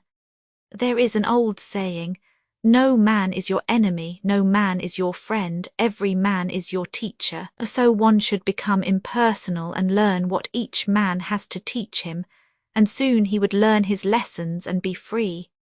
The woman's lover was teaching her selfless love, which every man, sooner or later, must learn. Suffering is not necessary for man's development. It is the result of violation of spiritual law, but few people seem able to rouse themselves from their soul sleep without it. When people are happy, they usually become selfish, and automatically the law of karma is set in action. Man often suffers loss through lack of appreciation. I knew a woman who had a very nice husband, but she said often, "I don't care anything about being married, but that is nothing against my husband. I'm simply not interested in married life." She had other interests and scarcely remembered she had a husband. She only thought of him when she saw him. One day her husband told her he was in love with another woman and left. She came to me in distress and resentment. I replied, "It is exactly what you spoke the word for. You said you didn't care anything about being married, so the subconscious worked to get you unmarried." She said, "Oh yes, I see. People get what they want and then feel very much hurt." She soon became in perfect harmony with the situation and knew they were both much happier apart. When a woman becomes indifferent or critical and ceases to be an inspiration to her husband, he misses the stimulus of their early relationship and is restless and unhappy. A man came to me dejected, miserable and poor. His wife was interested in the science of numbers and had him read. It seems the report was not very favourable, for he said, "My wife says I'll never amount to anything because I am a 2. I replied, "I don't care what your number is, you are a perfect idea in divine mind, and we will demand the success and prosperity which are already planned for you by that infinite intelligence." Within a few weeks he had a very fine position, and a year or 2 later he achieved a brilliant success as a writer. No man is a success in business unless he loves his work. The picture the artist paints for love of his art is his greatest work. The pot boiler is always something to live down. No man can attract money if he despises it. Many people are kept in poverty by saying, "Money means nothing to me, and I have a contempt for people who have it." This is the reason so many artists are poor. Their contempt for money separates them from it. I remember hearing one artist say of another, "He's no good as an artist, he has money in the bank." This attitude of mind, of course, separates man from his supply. He must be in harmony with a thing in order to attract it. Money is God in manifestation, as freedom from want and limitation, but it must be always kept in circulation and put to right uses. Hoarding and saving react with grim vengeance. This does not mean that man should not have houses and lots, stocks and bonds, for the barns of the righteous man shall be full. It means man should not hoard even the principal if an occasion arises when money is necessary. In letting it go out fearlessly and cheerfully, he opens the way for more to come in, for God is man's unfailing and inexhaustible supply. This is the spiritual attitude towards money, and the great bank of the universal never fails. We see an example of hoarding in the film production of Greed. The woman won $5,000 in a lottery but would not spend it. She hoarded and saved, let her husband suffer and starve, and eventually she scrubbed floors for a living. She loved the money itself and put it above everything, and one night she was murdered and the money taken from her. This is an example of where love of money is the root of all evil. Money in itself is good and beneficial, but used for destructive purposes, hoarded and saved, or considered more important than love, brings disease and disaster and the loss of the money itself. Follow the path of love and all things are added, for God is love and God is supply. Follow the path of selfishness and greed and the supply vanishes or man is separated from it. For example, I knew the case of a very rich woman who hoarded her income. She rarely gave anything away but bought and bought and bought things for herself. She was very fond of necklaces, and a friend once asked her how many she possessed. She replied 67. She bought them and put them away, carefully wrapped in tissue paper. Had she used the necklaces it would have been quite legitimate, but she was violating the law of use. Her closets were filled with clothes she never wore and jewels which never saw the light. The woman's arms were gradually becoming paralyzed from holding on to things, and eventually she was considered incapable of looking after her affairs and her wealth was handed over to others to manage. So man, in ignorance of the law, brings about his own destruction. All disease, all unhappiness come from the violation of the law of love. Man's boomerangs of hate, resentment and criticism come back laden with sickness and sorrow. Love seems almost a lost art, but the man with the knowledge of spiritual law knows it must be regained, for without it he has become a sounding brass and tinkling cymbals. For example, I had a student who came to me month after month to clean her consciousness of resentment. After a while she arrived at the point where she resented only one woman, but that one woman kept her busy. Little by little she became poised and harmonious, and one day all resentment was wiped out. She came in radiant and exclaimed, "You can't understand how I feel." The woman said something to me, and instead of being furious I was loving and kind, and she apologized and was perfectly lovely to me.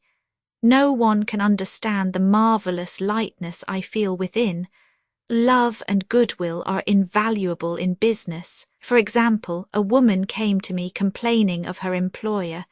She said she was cold and critical and knew she did not want her in the position. "Well," I replied, "salute the divinity in the woman and send her love."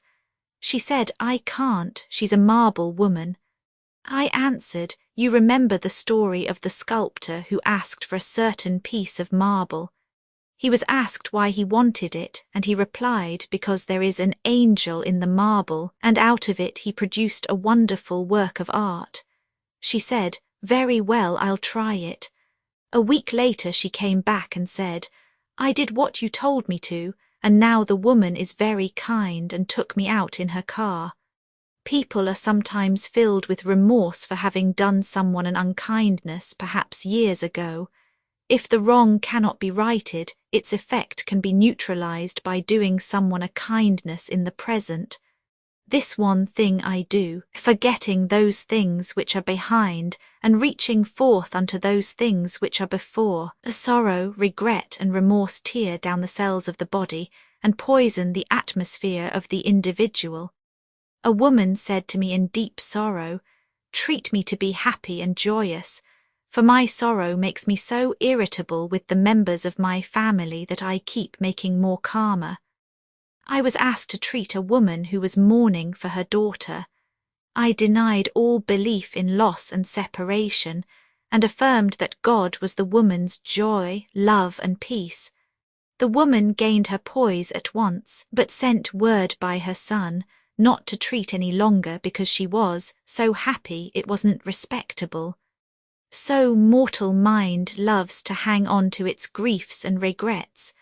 I knew a woman who went about bragging of her troubles, so of course she always had something to brag about. The old idea was if a woman did not worry about her children, she was not a good mother. Now, we know that mother fear is responsible for many of the diseases and accidents which come into the lives of children, for fear pictures vividly the disease or situation feared, and these pictures objectify if not neutralized. Happy is the mother who can say sincerely that she puts her child in God's hands and knows therefore that he is divinely protected.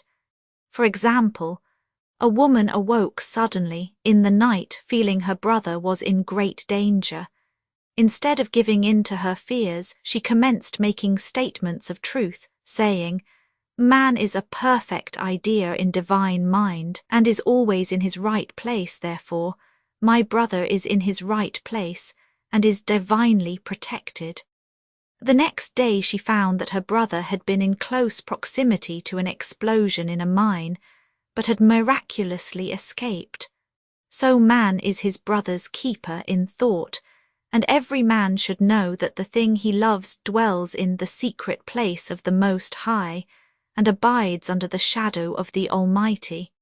"There shall no evil befall thee, neither shall any plague come nigh thy dwelling.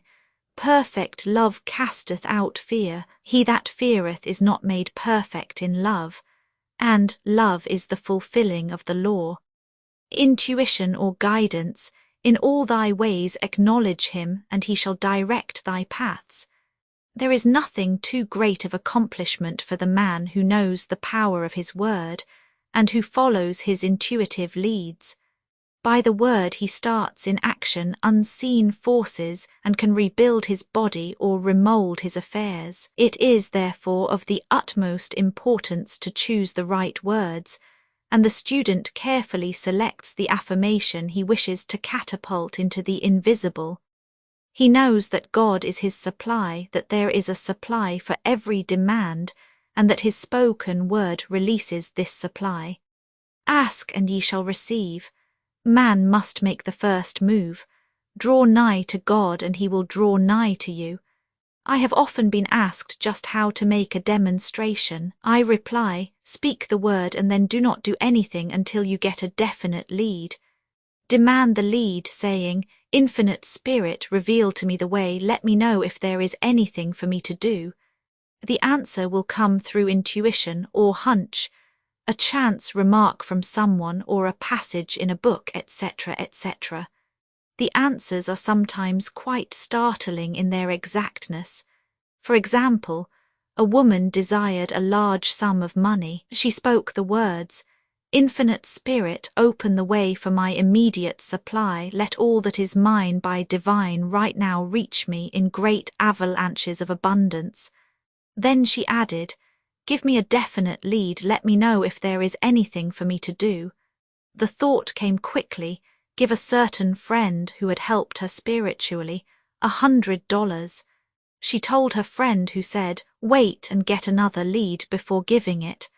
So she waited, and that day met a woman who said to her, "I gave someone $1 today. It was just as much for me as it would be for you to give someone 100. This was indeed an unmistakable lead, so she knew she was right in giving the $100. It was a gift which proved a great investment, for shortly after that, a large sum of money came to her in a remarkable way. Giving opens the way for receiving. In order to create activity in finances, one should give. Tithing or giving 1/10 of one's income is an old Jewish custom and is sure to bring increase. Many of the richest men in this country have been tithers, and I have never known it to fail as an investment. The 10th part goes forth and returns blessed and multiplied. But the gift or tithe must be given with love and cheerfulness, for God loveth a cheerful giver. Bills should be paid cheerfully. All money should be sent forth fearlessly and with a blessing. This attitude of mind makes man master of money. It is his to obey, and his spoken word then opens vast reservoirs of wealth. Man himself limits his supply by his limited vision. Sometimes the student has a great realization of wealth but is afraid to act. The vision and action must go hand in hand, as in the case of the man who bought the fur-lined overcoat. A woman came to me asking me to speak the word for a position, so I demanded, "Infinite Spirit, open the way for this woman's right position. Never ask for just a position. Ask for the right position, the place already planned in divine mind, as it is the only one that will give satisfaction." I then gave thanks that she had already received and that it would manifest quickly. Very soon she had 3 positions offered her, 2 in New York and 1 in Palm Beach, and she did not know which to choose. I said, "Ask for a definite lead." The time was almost up and was still undecided, when one day she telephoned, "When I woke up this morning, I could smell Palm Beach." She had been there before and knew its balmy fragrance. I replied, "Well, if you can smell Palm Beach from here, it is certainly your lead." She accepted the position and it proved a great success. Often one's lead comes at an unexpected time. One day I was walking down the street when I suddenly felt a strong urge to go to a certain bakery, a block or 2 away. The reasoning mind resisted, arguing, "There is nothing there that you want." However, I had learned not to reason, so I went to the bakery, looked at everything, and there was certainly nothing there that I wanted. But coming out I encountered a woman I had thought of often, and who was in great need of the help which I could give her.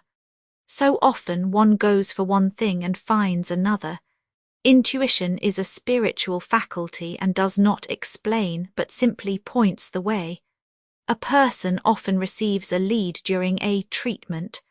The idea that comes may seem quite irrelevant, but some of God's leadings are mysterious. In the class one day I was treating that each individual would receive a definite lead. A woman came to me afterwards and said, "While you were treating, I got the hunch to take my furniture out of storage and get an apartment." The woman had come to be treated for health. I told her I knew in getting a home of her own, her health would improve, and I added, "I believe your trouble, which is a congestion, has come from having things stored away. Congestion of things causes congestion in the body. You have violated the law of use, and your body is paying the penalty." So I gave thanks that divine order was established in her mind, body, and affairs. People little dream of how their affairs react on the body. There is a mental correspondence for every disease. A person might receive instantaneous healing through the realization of his body being a perfect idea in divine mind, and therefore whole and perfect. But if he continues his destructive thinking, hoarding, hating, fearing, condemning, the disease will return.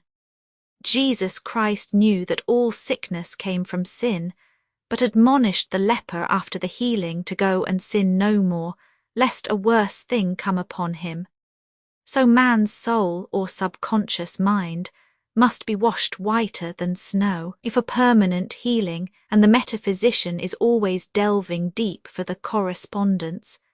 Jesus Christ said, "Condemn not lest ye also be condemned. Judge not lest ye be judged." Many people have attracted disease and unhappiness through condemnation of others. What man condemns in others he attracts to himself. For example, a friend came to me in anger and distress because her husband had deserted her for another woman. She condemned the other woman and said continually, she knew he was a married man and had no right to accept his attentions. I replied, "Stop condemning the woman, bless her, and be through with the situation, otherwise you are attracting the same thing to yourself." She was deaf to my words, and a year or two later became deeply interested in a married man herself. Man picks up a live wire whenever he criticizes or condemns and may expect a shock. Indecision is a stumbling block in many a pathway. In order to overcome it, make the statement repeatedly, "I am always under direct inspiration. I make right decisions quickly." These words impress the subconscious, and soon one finds himself awake and alert, making his right moves without hesitation. I have found it destructive to look to the psychic plane for guidance, as it is the plane of many minds and not the one mind. As man opens his mind to subjectivity, he becomes a target for destructive forces. The psychic plane is the result of man's mortal thought and is on the plane of opposites.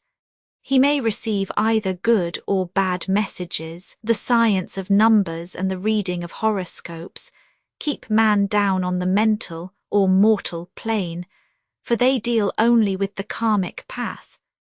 I know of a man who should have been dead years ago, according to his horoscope, but he is alive and a leader of one of the biggest movements in this country for the uplift of humanity. It takes a very strong mind to neutralize a prophecy of evil. The student should declare, "Every false prophecy shall come to naught. Every plan my Father in heaven has not planned shall be dissolved and dissipated. The divine idea now comes to pass." However, if any good message has ever been given one of coming happiness or wealth, harbor and expect it, and it will manifest sooner or later through the law of expectancy. Man's will should be used to back the universal will. I will that the will of God be done. It is God's will to give every man every righteous desire of his heart, and man's will should be used to hold the perfect vision without wavering. The prodigal son said, "I will arise and go to my father." It is indeed often an effort of the will to leave the husks and swine of mortal thinking. It is so much easier for the average person to have fear than faith, so faith is an effort of the will. As man becomes spiritually awakened, he recognizes that any external inharmony is the correspondence of mental inharmony. If he stumbles or falls, he may know he is stumbling or falling in consciousness. One day, a student was walking along the street condemning someone in her thoughts. She was saying mentally, "That woman is the most disagreeable woman on earth," when suddenly 3 Boy Scouts rushed around the corner and almost knocked her over. She did not condemn the Boy Scouts, but immediately called on the law of forgiveness and saluted the divinity in the woman. Wisdom's ways are ways of pleasantness, and all her paths are peace. When one has made his demands upon the universal, he must be ready for surprises. Everything may seem to be going wrong when in reality it is going right. For example, a woman was told that there was no loss in divine mind, therefore she could not lose anything which belonged to her. Anything lost would be returned, or she would receive its equivalent. Several years previously, she had lost $2,000. She had loaned the money to a relative during her lifetime, but the relative had died, leaving no mention of it in her will. The woman was resentful and angry, and as she had no written statement of the transaction, she never received the money, so she determined to deny the loss and collect the $2,000 from the Bank of the Universal. She had to begin by forgiving the woman, as resentment and unforgiveness close the doors of this wonderful bank. She made this statement: "I deny loss. There is no loss in divine mind, therefore I cannot lose the $2,000, which belong to me by divine right. As one door shuts, another door opens." She was living in an apartment house which was for sale, and in the lease was a clause stating that if the house was sold, the tenants would be required to move out within 90 days. Suddenly, the landlord broke the leases and raised the rent. Again, injustice was on her pathway, but this time she was undisturbed. She blessed the landlord and said, "As the rent has been raised, it means that I'll be that much richer, for God is my supply." New leases were made out for the advanced rent, but by some divine mistake, the 90 days clause had been forgotten. Soon after, the landlord had an opportunity to sell the house.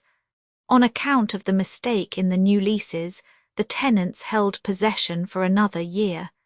The agent offered each tenant $200 if he would vacate. Several families moved, 3 remained, including the woman.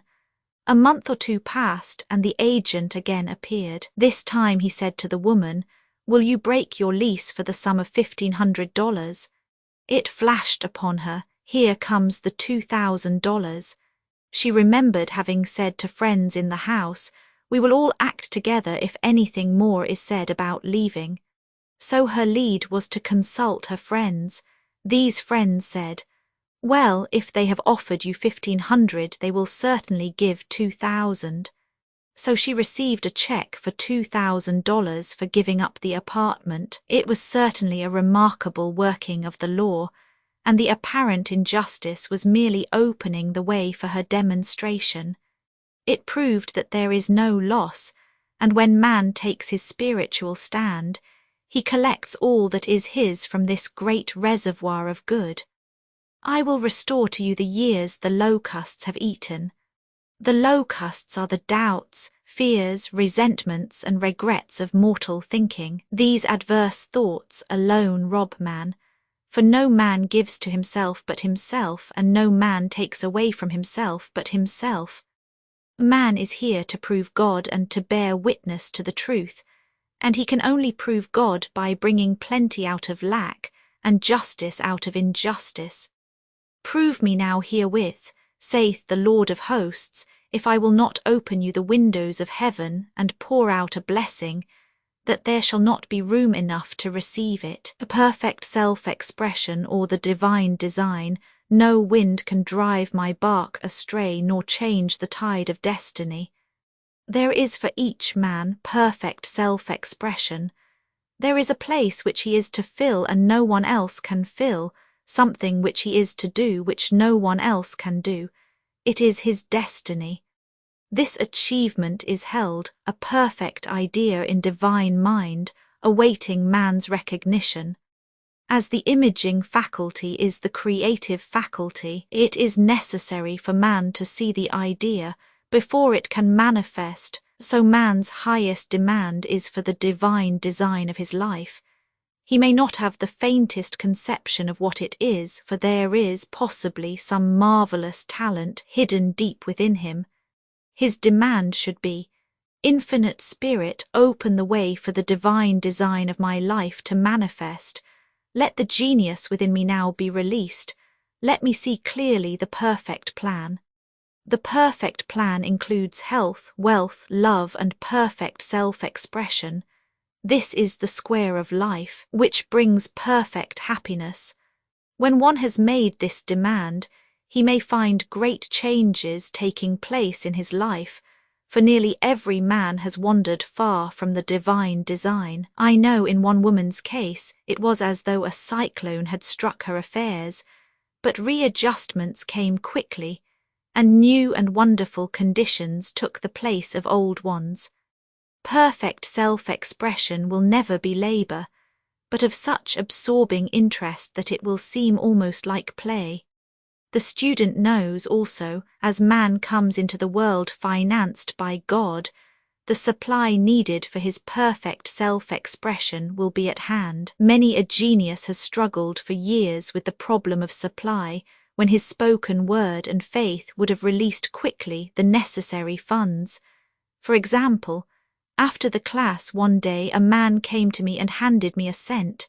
He said, "I have just 7 cents in the world and I'm going to give you one, for I have faith in the power of your spoken word. I want you to speak the word for my perfect self-expression and prosperity." I spoke the word and did not see him again until a year later. He came in one day, successful and happy, with a roll of yellow bills in his pocket. He said, "Immediately after you spoke the word, I had a position offered me in a distant city, and am now demonstrating health, happiness, and supply." A woman's perfect self-expression may be in becoming a perfect wife, a perfect mother, a perfect homemaker, and not necessarily in having a public career. Demand definite leads, and the way will be made easy and successful. One should not visualize or force a mental picture. When he demands the divine design to come into his conscious mind, he will receive flashes of inspiration and begin to see himself making some great accomplishment. This is the picture or idea he must hold without wavering. The thing man seeks is seeking him. The telephone was seeking Bell. Parents should never force careers and professions upon their children. With a knowledge of spiritual truth, the divine plan could be spoken for early in childhood or prenatally. A prenatal treatment should be, let the God in this child have perfect expression. Let the divine design of his mind, body, and affairs be made manifest throughout his life, throughout eternity. God's will be done, not man's. God's pattern, not man's pattern, is the command we find running through all the scriptures, and the Bible is a book dealing with the science of the mind. It is a book telling man how to release his soul, or subconscious mind, from bondage. The battles described are pictures of man waging war against mortal thoughts. A man's foes shall be they of his own household. Every man is Jehoshaphat, and every man is David, who slays Goliath, mortal thinking, with the little white stone faith. So man must be careful that he is not the wicked and slothful servant who buried his talent. There is a terrible penalty to be paid for not using one's ability. Often fear stands between man and his perfect self-expression. The stage fright has hampered many a genius. This may be overcome by the spoken word or treatment. The individual then loses all self-consciousness and feels simply that he is a channel for infinite intelligence to express itself through. He is under direct inspiration, fearless and confident, for he feels that it is the Father within him who does the work. A young boy came often to my class with his mother. He asked me to speak the word for his coming examinations at school. I told him to make the statement, "I am one with infinite intelligence. I know everything I should know on this subject." He had an excellent knowledge of history, but was not sure of his arithmetic. I saw him afterwards, and he said, "I spoke the word for my arithmetic and passed with the highest honours, but thought I could depend on myself for history and got a very poor mark." Man often receives a setback when he is too sure of himself, which means he is trusting to his personality and not the Father within. Another one of my students gave me an example of this. She took an extended trip abroad one summer, visiting many countries where she was ignorant of the languages. She was calling for guidance and protection every minute, and her affairs went smoothly and miraculously. Her luggage was never delayed nor lost. Accommodations were always ready for her at the best hotels, and she had perfect service wherever she went. She returned to New York, knowing the language. She felt God was no longer necessary, so looked after her affairs in an ordinary manner. Everything went wrong, her trunks delayed amid inharmony and confusion. The student must form the habit of practicing the presence of God every minute. In all thy ways acknowledge him. Nothing is too small or too great. Sometimes an insignificant incident may be the turning point in a man's life. Robert Fulton, watching some boiling water simmering in a tea kettle, saw a steamboat. I have seen a student often keep back his demonstration through resistance or pointing the way. He pins his faith to one channel only and dictates just the way he desires the manifestation to come, which brings things to a standstill. My way, not your way, is the command of infinite intelligence. Like all power, be it steam or electricity, it must have a non-resistant engine or instrument to work through, and man is that engine or instrument. Over and over again, man is told to stand still. O Judah, fear not, but tomorrow go out against them, for the Lord will be with you. You shall not need to fight this battle.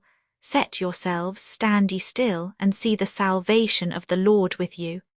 We see this in the incidents of the $2,000 coming to the woman through the landlord when she became non-resistant and undisturbed, and the woman who won the man's love after all suffering had ceased. The student's goal is poise. Poise is power, for it gives God power a chance to rush through man, to will and to do its good pleasure. Poised, he thinks clearly and makes right decisions quickly. He never misses a trick. Anger blurs the visions, poisons the blood, is the root of many diseases, and causes wrong decision leading to failure. It has been named one of the worst sins, as its reaction is so harmful. The student learns that in metaphysics sin has a much broader meaning than in the old teaching. Whatsoever is not of faith is sin. He finds that fear and worry are deadly sins. They are inverted faith, and through distorted mental pictures bring to pass the thing he fears. His work is to drive out these enemies from the subconscious mind. When man is fearless, he is finished.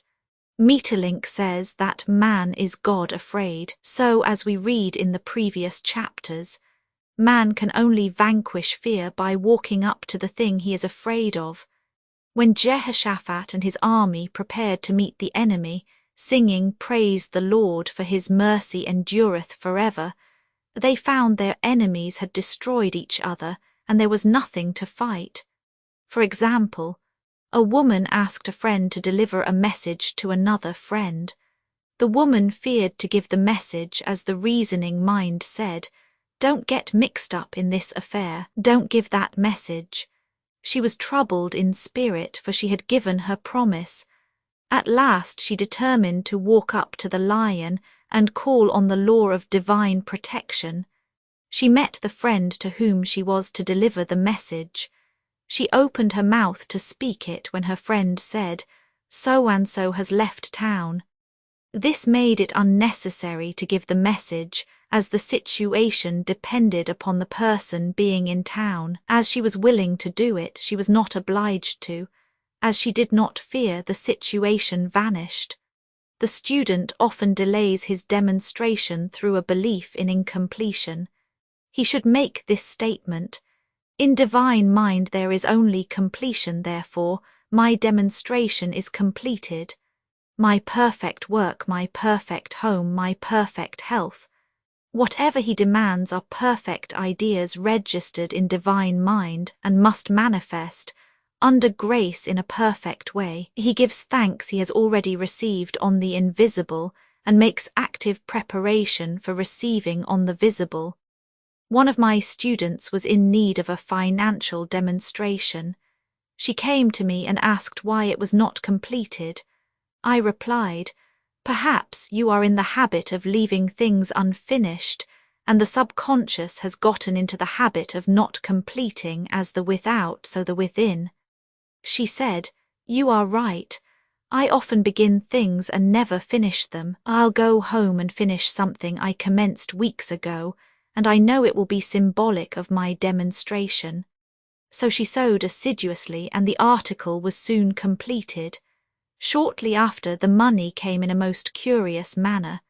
Her husband was paid his salary twice that month. He told the people of their mistake, and they sent word to keep it.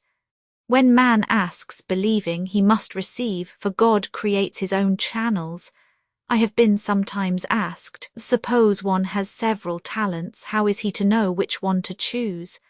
Demand to be shown definitely.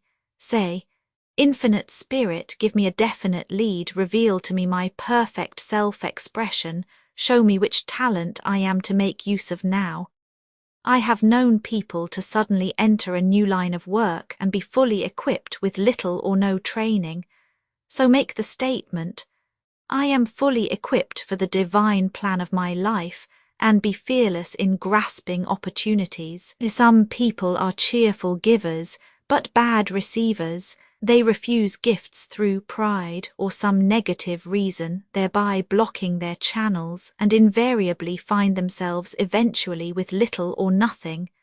For example, a woman who had given away a great deal of money had a gift offered her of several $1,000s. She refused to take it, saying she did not need it. Shortly after that, her finances were tied up, and she found herself in debt for that amount. Man should receive gracefully the bread returning to him upon the water. Freely ye have given, freely ye shall receive. There is always the perfect balance of giving and receiving, and though man should give without thinking of returns, he violates law if he does not accept the returns which come to him.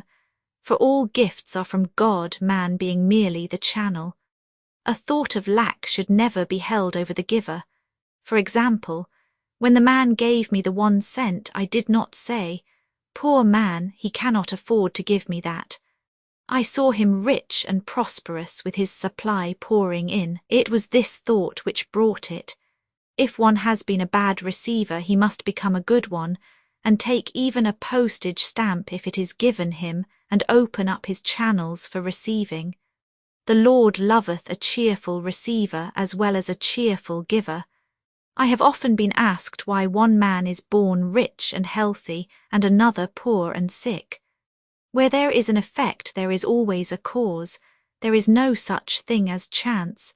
This question is answered through the law of reincarnation. Man goes through many births and deaths until he knows the truth which sets him free.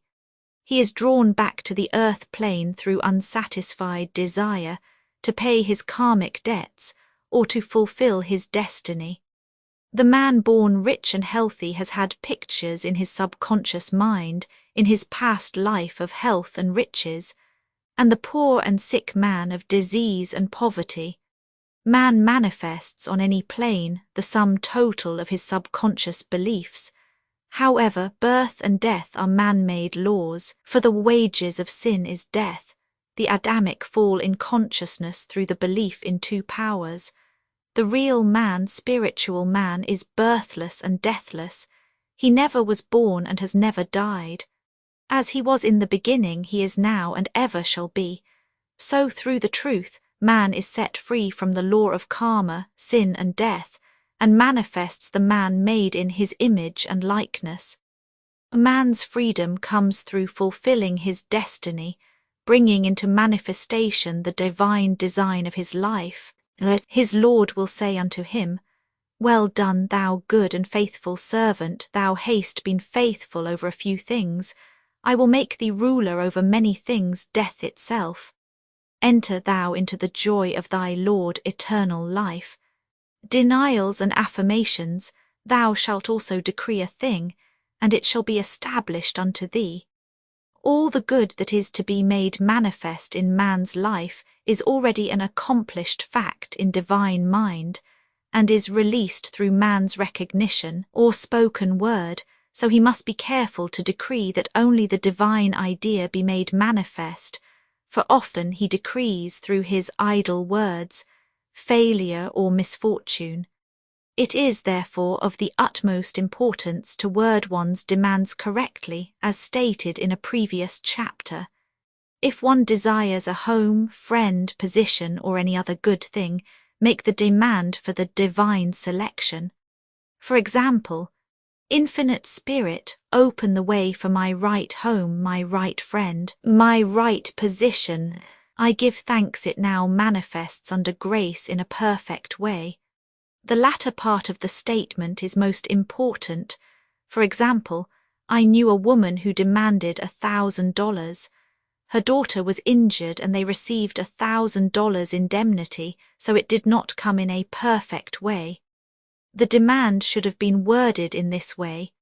Infinite Spirit, I give thanks that the $1,000 which is mine by divine right is now released and reaches me under grace in a perfect way. As one grows in a financial consciousness, he should demand that the enormous sums of money, which are his by divine right, reach him under grace in perfect ways. It is impossible for man to release more than he thinks is possible, for one is bound by the limited expectancies of the subconscious. He must enlarge his expectancies in order to receive in a larger way.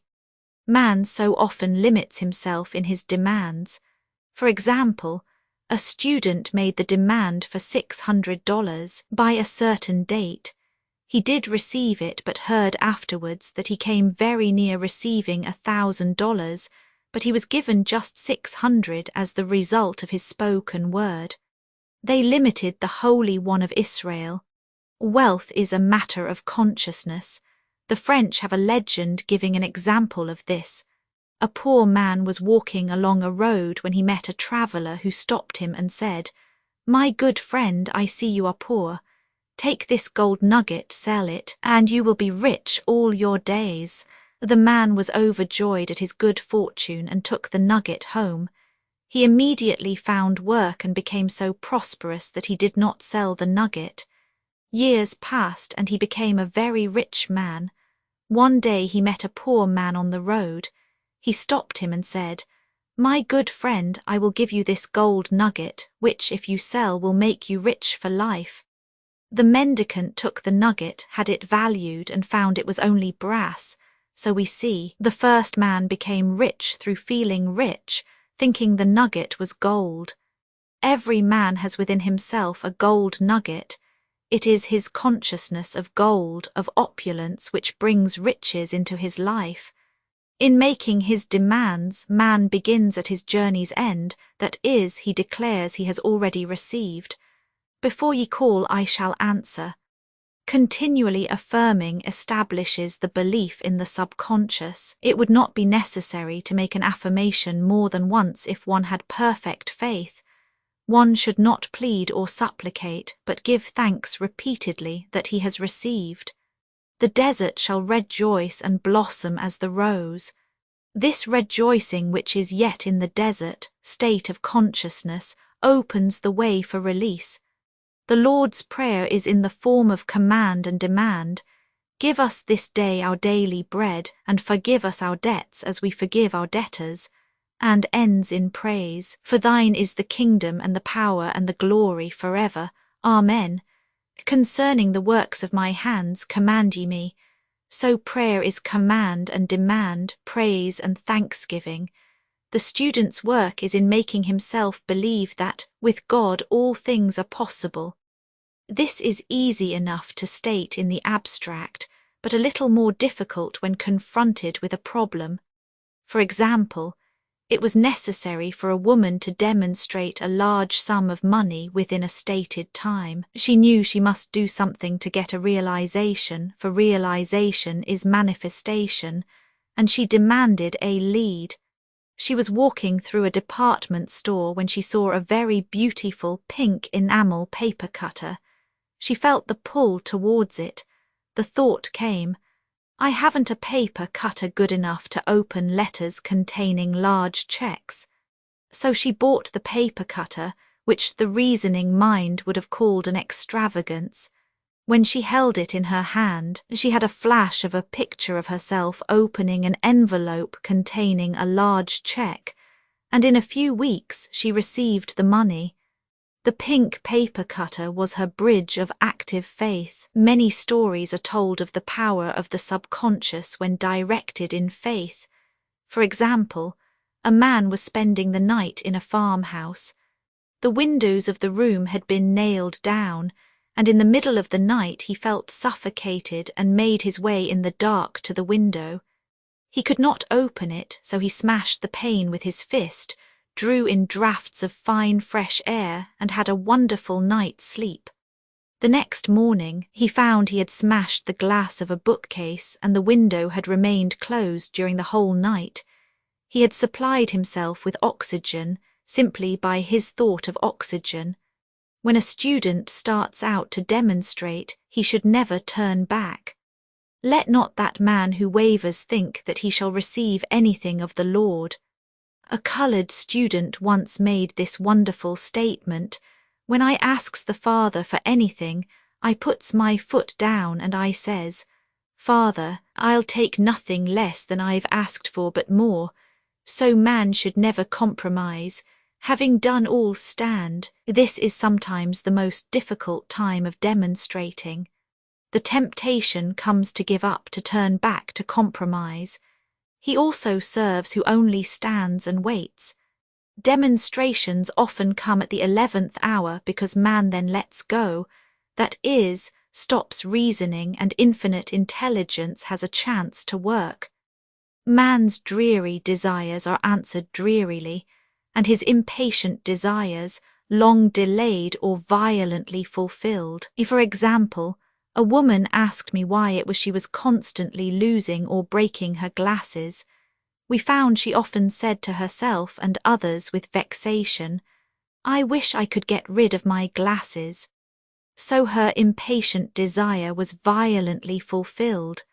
What she should have demanded was perfect eyesight, but what she registered in the subconscious was simply the impatient desire to be rid of her glasses, so they were continually being broken or lost. Two attitudes of mind cause loss: depreciation, as in the case of the woman who did not appreciate her husband, or fear of loss, which makes a picture of loss in the subconscious. When a student is able to let go of his problem, cast his burden, he will have instantaneous manifestation. For example, a woman was out during a very stormy day and her umbrella was blown inside out. She was about to make a call on some people whom she had never met, and she did not wish to make her first appearance with a dilapidated umbrella. She could not throw it away as it did not belong to her. So in desperation she exclaimed, "Oh God, you take charge of this umbrella, I don't know what to do." A moment later a voice behind her said, "Lady, do you want your umbrella mended?" There stood an umbrella mender. She replied, "Indeed I do." The man mended the umbrella while she went into the house to pay her call, and when she returned she had a good umbrella. So there is always an umbrella mender at hand on man's pathway when one puts the umbrella or situation in God's hands. One should always follow a denial with an affirmation. For example, I was called on the phone late one night to treat a man whom I had never seen. He was apparently very ill. I made the statement, "I deny this appearance of disease. It is unreal, therefore cannot register in his consciousness.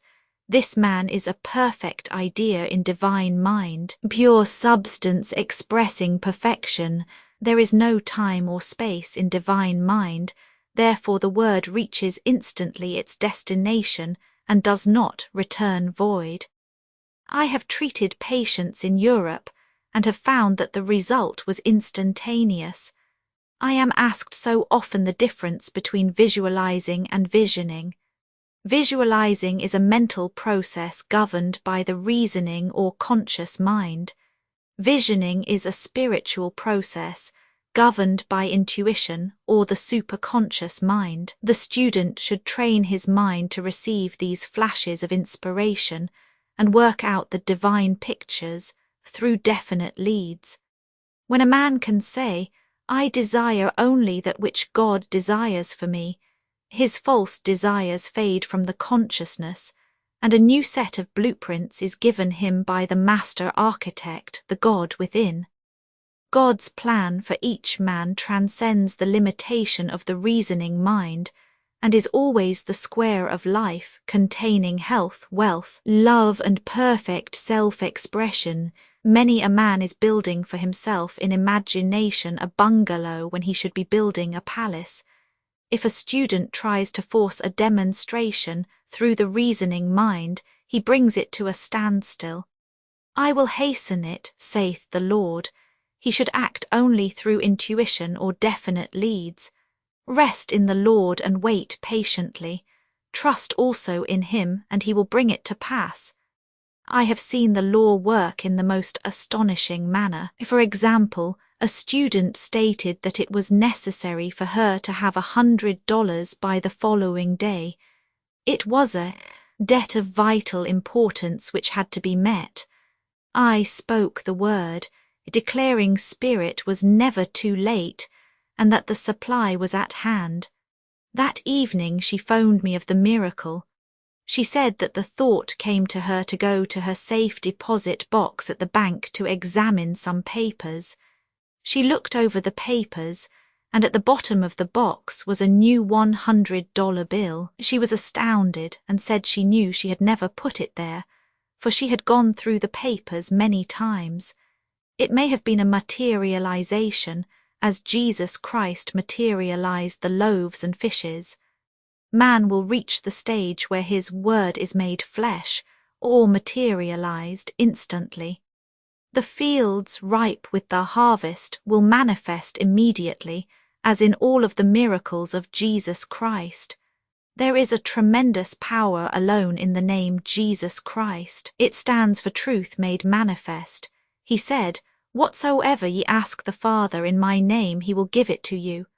The power of this name raises the student into the fourth dimension, where he is freed from all astral and psychic influences, and he becomes unconditioned and absolute, as God himself is unconditioned and absolute. I have seen many healings accomplished by using the words, "in the name of Jesus Christ." Christ was both person and principle, and the Christ within each man is his Redeemer and salvation. The Christ within is his own fourth-dimensional self, the man made in God's image and likeness. This is the self which has never failed, never known sickness or sorrow, was never born and has never died. It is the resurrection and the life of each man. "No man cometh to the Father save by the Son," means that God, the universal, working on the place of the particular, becomes the Christ in man, and the Holy Ghost means God in action. So daily, man is manifesting the Trinity of Father, Son, and Holy Ghost. Man should make an art of thinking. The master thinker is an artist and is careful to paint only the divine designs upon the canvas of his mind, and he paints these pictures with masterly strokes of power and decision, having perfect faith that there is no power to mar their perfection, and that they shall manifest in his life the ideal made real. All power is given man, through right thinking, to bring his heaven upon his earth, and this is the goal of the game of life. The simple rules are fearless faith, non-resistance, and love. May each reader be now freed from that thing which has held him in bondage through the ages, standing between him and his own, and know the truth which makes him free, free to fulfill his destiny, to bring into manifestation the divine design of his life, health, wealth, love, and perfect self-expression.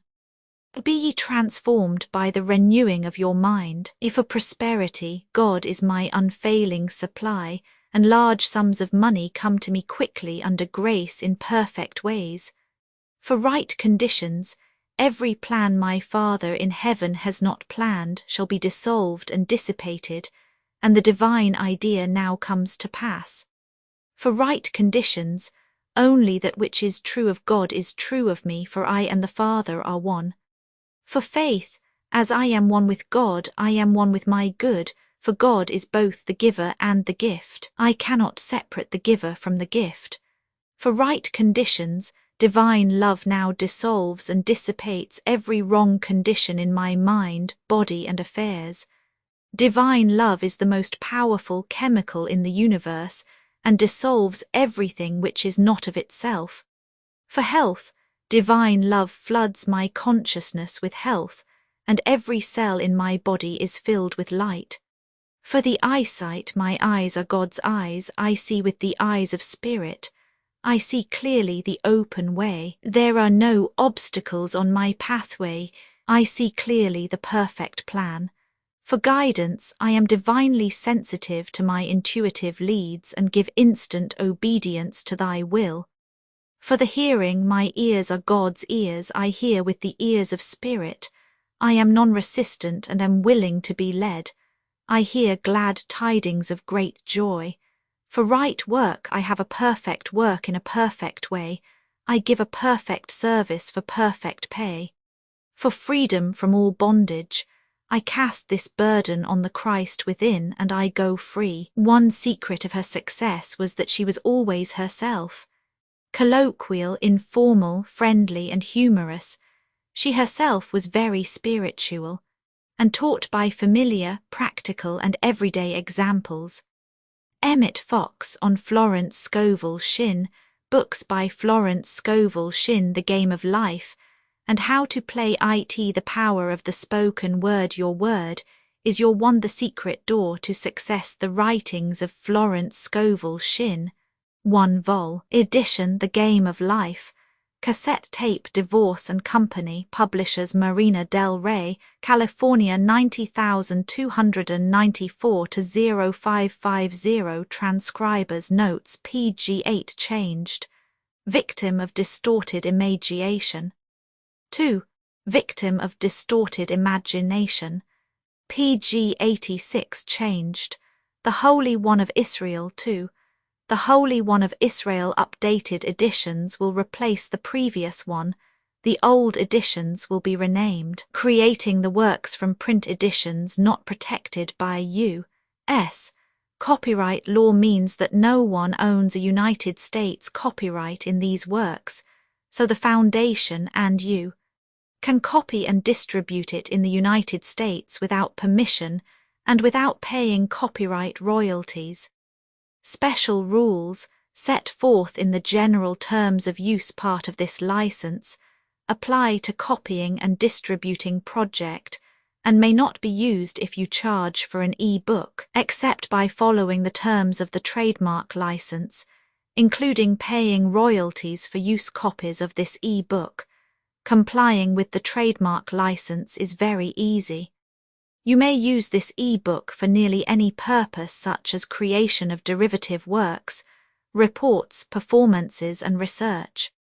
Project Gutenberg e-books may be modified and printed and given away. You may do practically anything in the United States with e-books not protected by U.S. copyright law. Redistribution is subject to the trademark license, especially commercial redistribution. Start, full license. Please read this before you distribute or use this work. Distribution of electronic works by using or distributing this work, or any other work associated in any way with the phrase Project Gutenberg. You agree to comply with all the terms of the full www.gutenberg.org/license. Electronic works. Electronic work.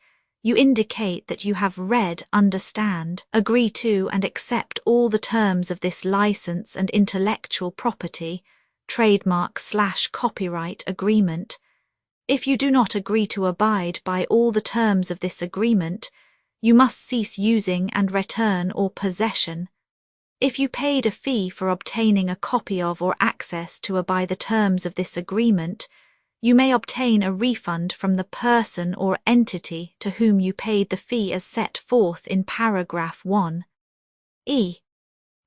Used on or associated in any way with an electronic work by people who agree to be bound by the terms of this agreement. There are a few even without complying with the full terms of this agreement. See paragraph 1. See below. There are a lot of things you can do with Project Gutenberg electronic works if you follow the terms of this electronic works. See paragraph 1. Below. Foundation or PGLAF owns a compilation copyright in the collection. Works in the collection are in the public domain in the United States.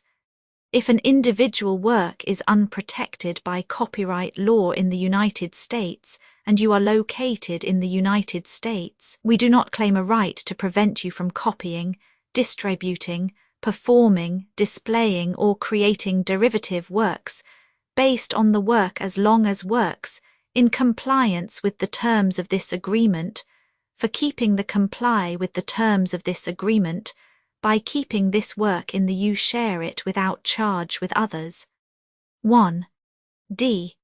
The copyright laws of the place where you are located also govern what you can do with this work. Copyright laws in most countries are in a constant state of change. If you are outside the United States, check the laws of your country in addition to the terms of this agreement before downloading, copying, displaying, performing, distributing, or creating derivative works based on this work, or any representations concerning the copyright status of any work in any country other than the United States. 1. 1. The following sentence with active links to or other performed, viewed, copied, or distributed. This e-book is for the use of anyone anywhere in the United States and most other parts of the world at no cost and with almost no restrictions whatsoever. You may copy it, give it away, or reuse it under the terms at www.gutenberg.org. If you are not located in the United States, you will have to check the laws of the country where you are located before using this e-book, derived from texts not protected by U.S. copyright law, does not contain a notice indicating that it is posted with permission of the copyright holder. The work can be copied and distributed to anyone in the United States without paying any fees or charges. If you are redistributing or providing access to a work with the phrase Project Gutenberg associated with or appearing on the work, you must comply either with the requirements of paragraphs 1. 1 through 1. 7 or trademark as set forth in paragraphs 1, 8 or 1, 9, with the permission of the copyright holder. Your use and distribution must comply with both paragraphs 1, 1 through 1, 7 and any additional terms imposed by the copyright holder. Additional terms posted with the permission of the copyright holder found at the beginning of this work. License terms from this work, or any files containing a part of this one. 5. Do not copy, display, perform, distribute, or redistribute this electronic work, or any part of this electronic work, without prominently displaying the sentence set forth in paragraph 1. 1 with active links or immediate access to the full terms of the Project Gutenberg license. 1(6). You may convert to and distribute this work in any binary, compressed, marked up, non-proprietary or proprietary form, including any word processing or hypertext form. However, if you provide access other than plain vanilla ASCII or other format used in the official www.gutenberg.org, you must at no additional cost, fee or expense to the user provide a copy, a means of exporting a copy, or a means of obtaining a copy upon request of the work in its original plain vanilla ASCII or other form. Any alternate format must include the 1. E7. Do not charge a fee for access to viewing displaying unless you comply with paragraph 1. E8 or 1. E9.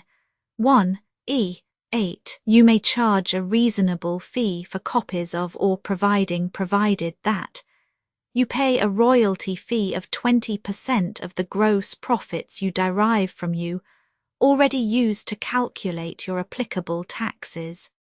The fee is owed agreed to donate royalties under this paragraph to the Project Gutenberg Literary Archive Foundation. Royalty payments must be paid within 60 days following each date on which you prepare, or are legally required to prepare, your periodic tax returns. Royalty payments should be clearly marked as such and sent to the Project Gutenberg Literary Archive Foundation at the address specified in Literary Archive Foundation.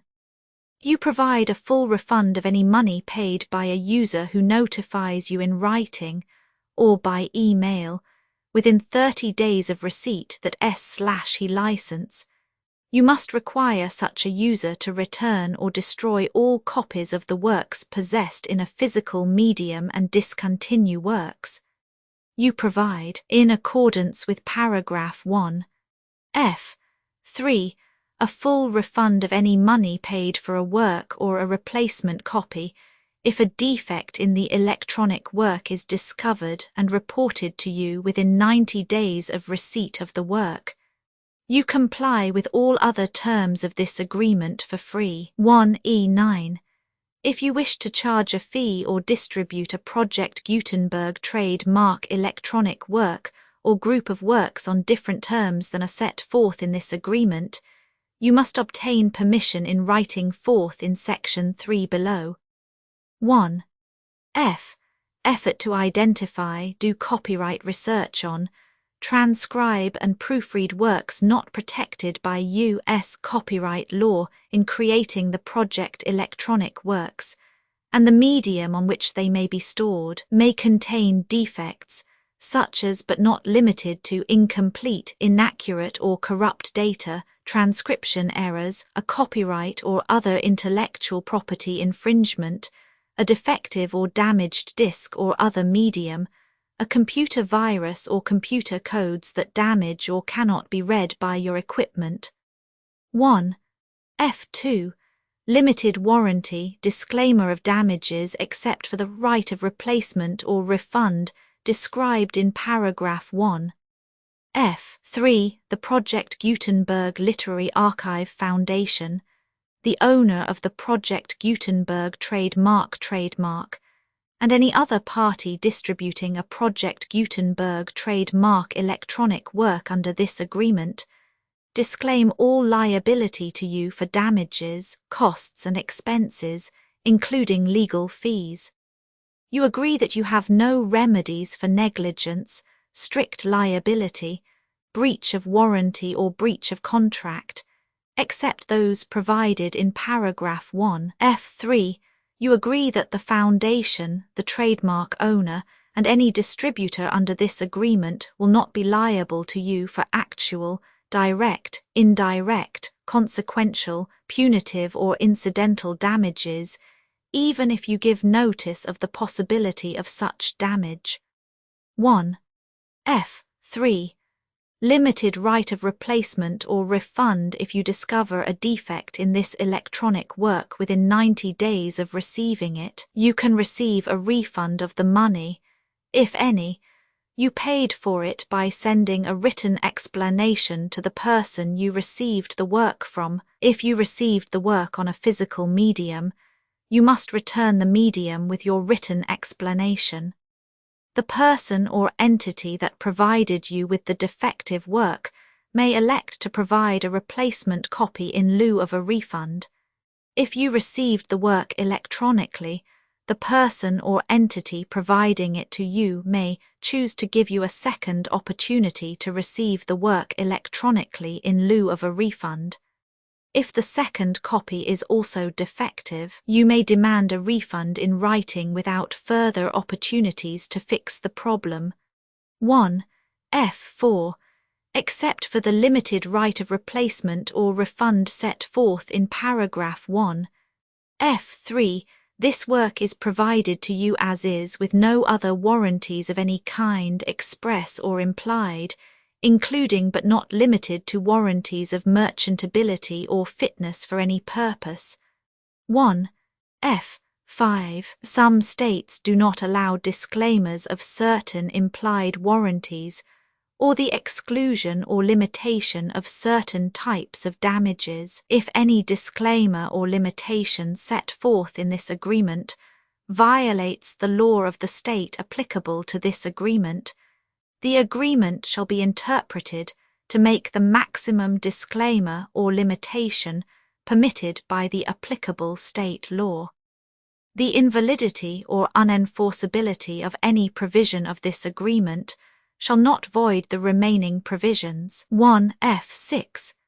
Indemnity. You agree to indemnify and hold the foundation, the trademark owner, any agent or employee of the foundation, anyone accordance with this agreement, and any volunteers associated with the electronic works, harmless from all liability, costs and expenses, including legal fees, that arise directly or indirectly from any of the following which you do or cause to occur.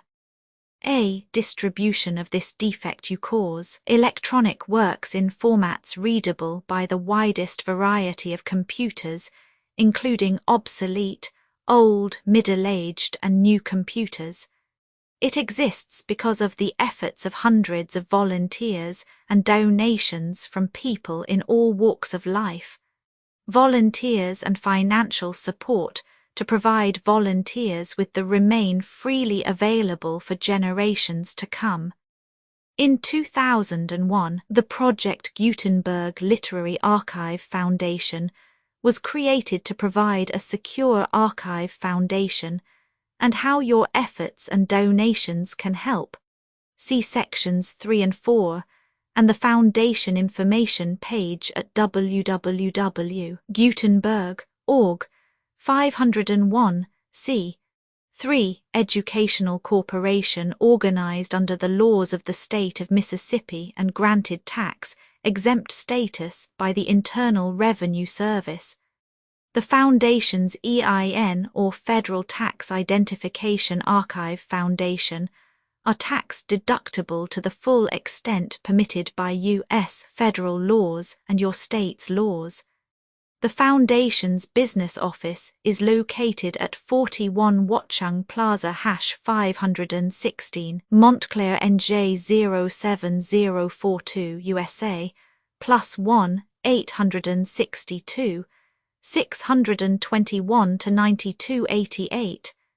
Email contact links and up-to-date contact information can be found at the Foundation's website and official page at www.gutenberg.org/contact Literary Archive Foundation public support and donations to carry out its mission of increasing the number of public domain and licensed works that can be freely distributed in machine-readable form accessible by the widest array of equipment, including outdated equipment.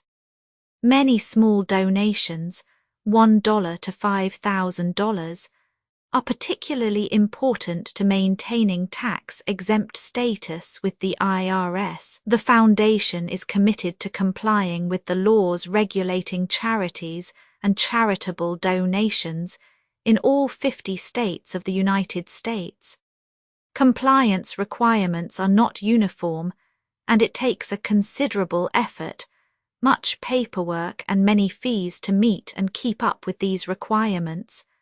We do not solicit donations in locations where we have not received written confirmation of compliance. To send donations or determine the status of compliance for any particular state, visit www.gutenberg.org/donate.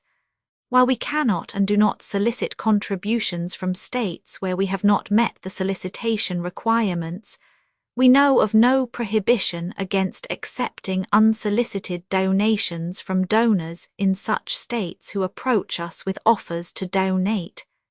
International donations are gratefully accepted, but we cannot make any statements concerning tax treatment of donations received from outside the United States. U.S. laws alone swamp our small staff. Methods and addresses. Donations are accepted in a number of other ways, including checks, online payments, and credit card donations. To donate, please visit www.gutenberg.org/donate. Professor Michael S. Hart was the originator of the Project Gutenberg concept of a library of electronic works that could be freely shared with anyone. For 40 years he produced and volunteer support editions, all of which are confirmed as not protected by copyright in the U.S. unless a copyright notice is included. Thus, we do not necessarily keep e-books in compliance with any particular paper edition. Most people start at our website, which has the main PG search facility, www.gutenberg.org, Archive Foundation, how to help produce our new e-books, and how to subscribe to our email newsletter to hear about new e-books.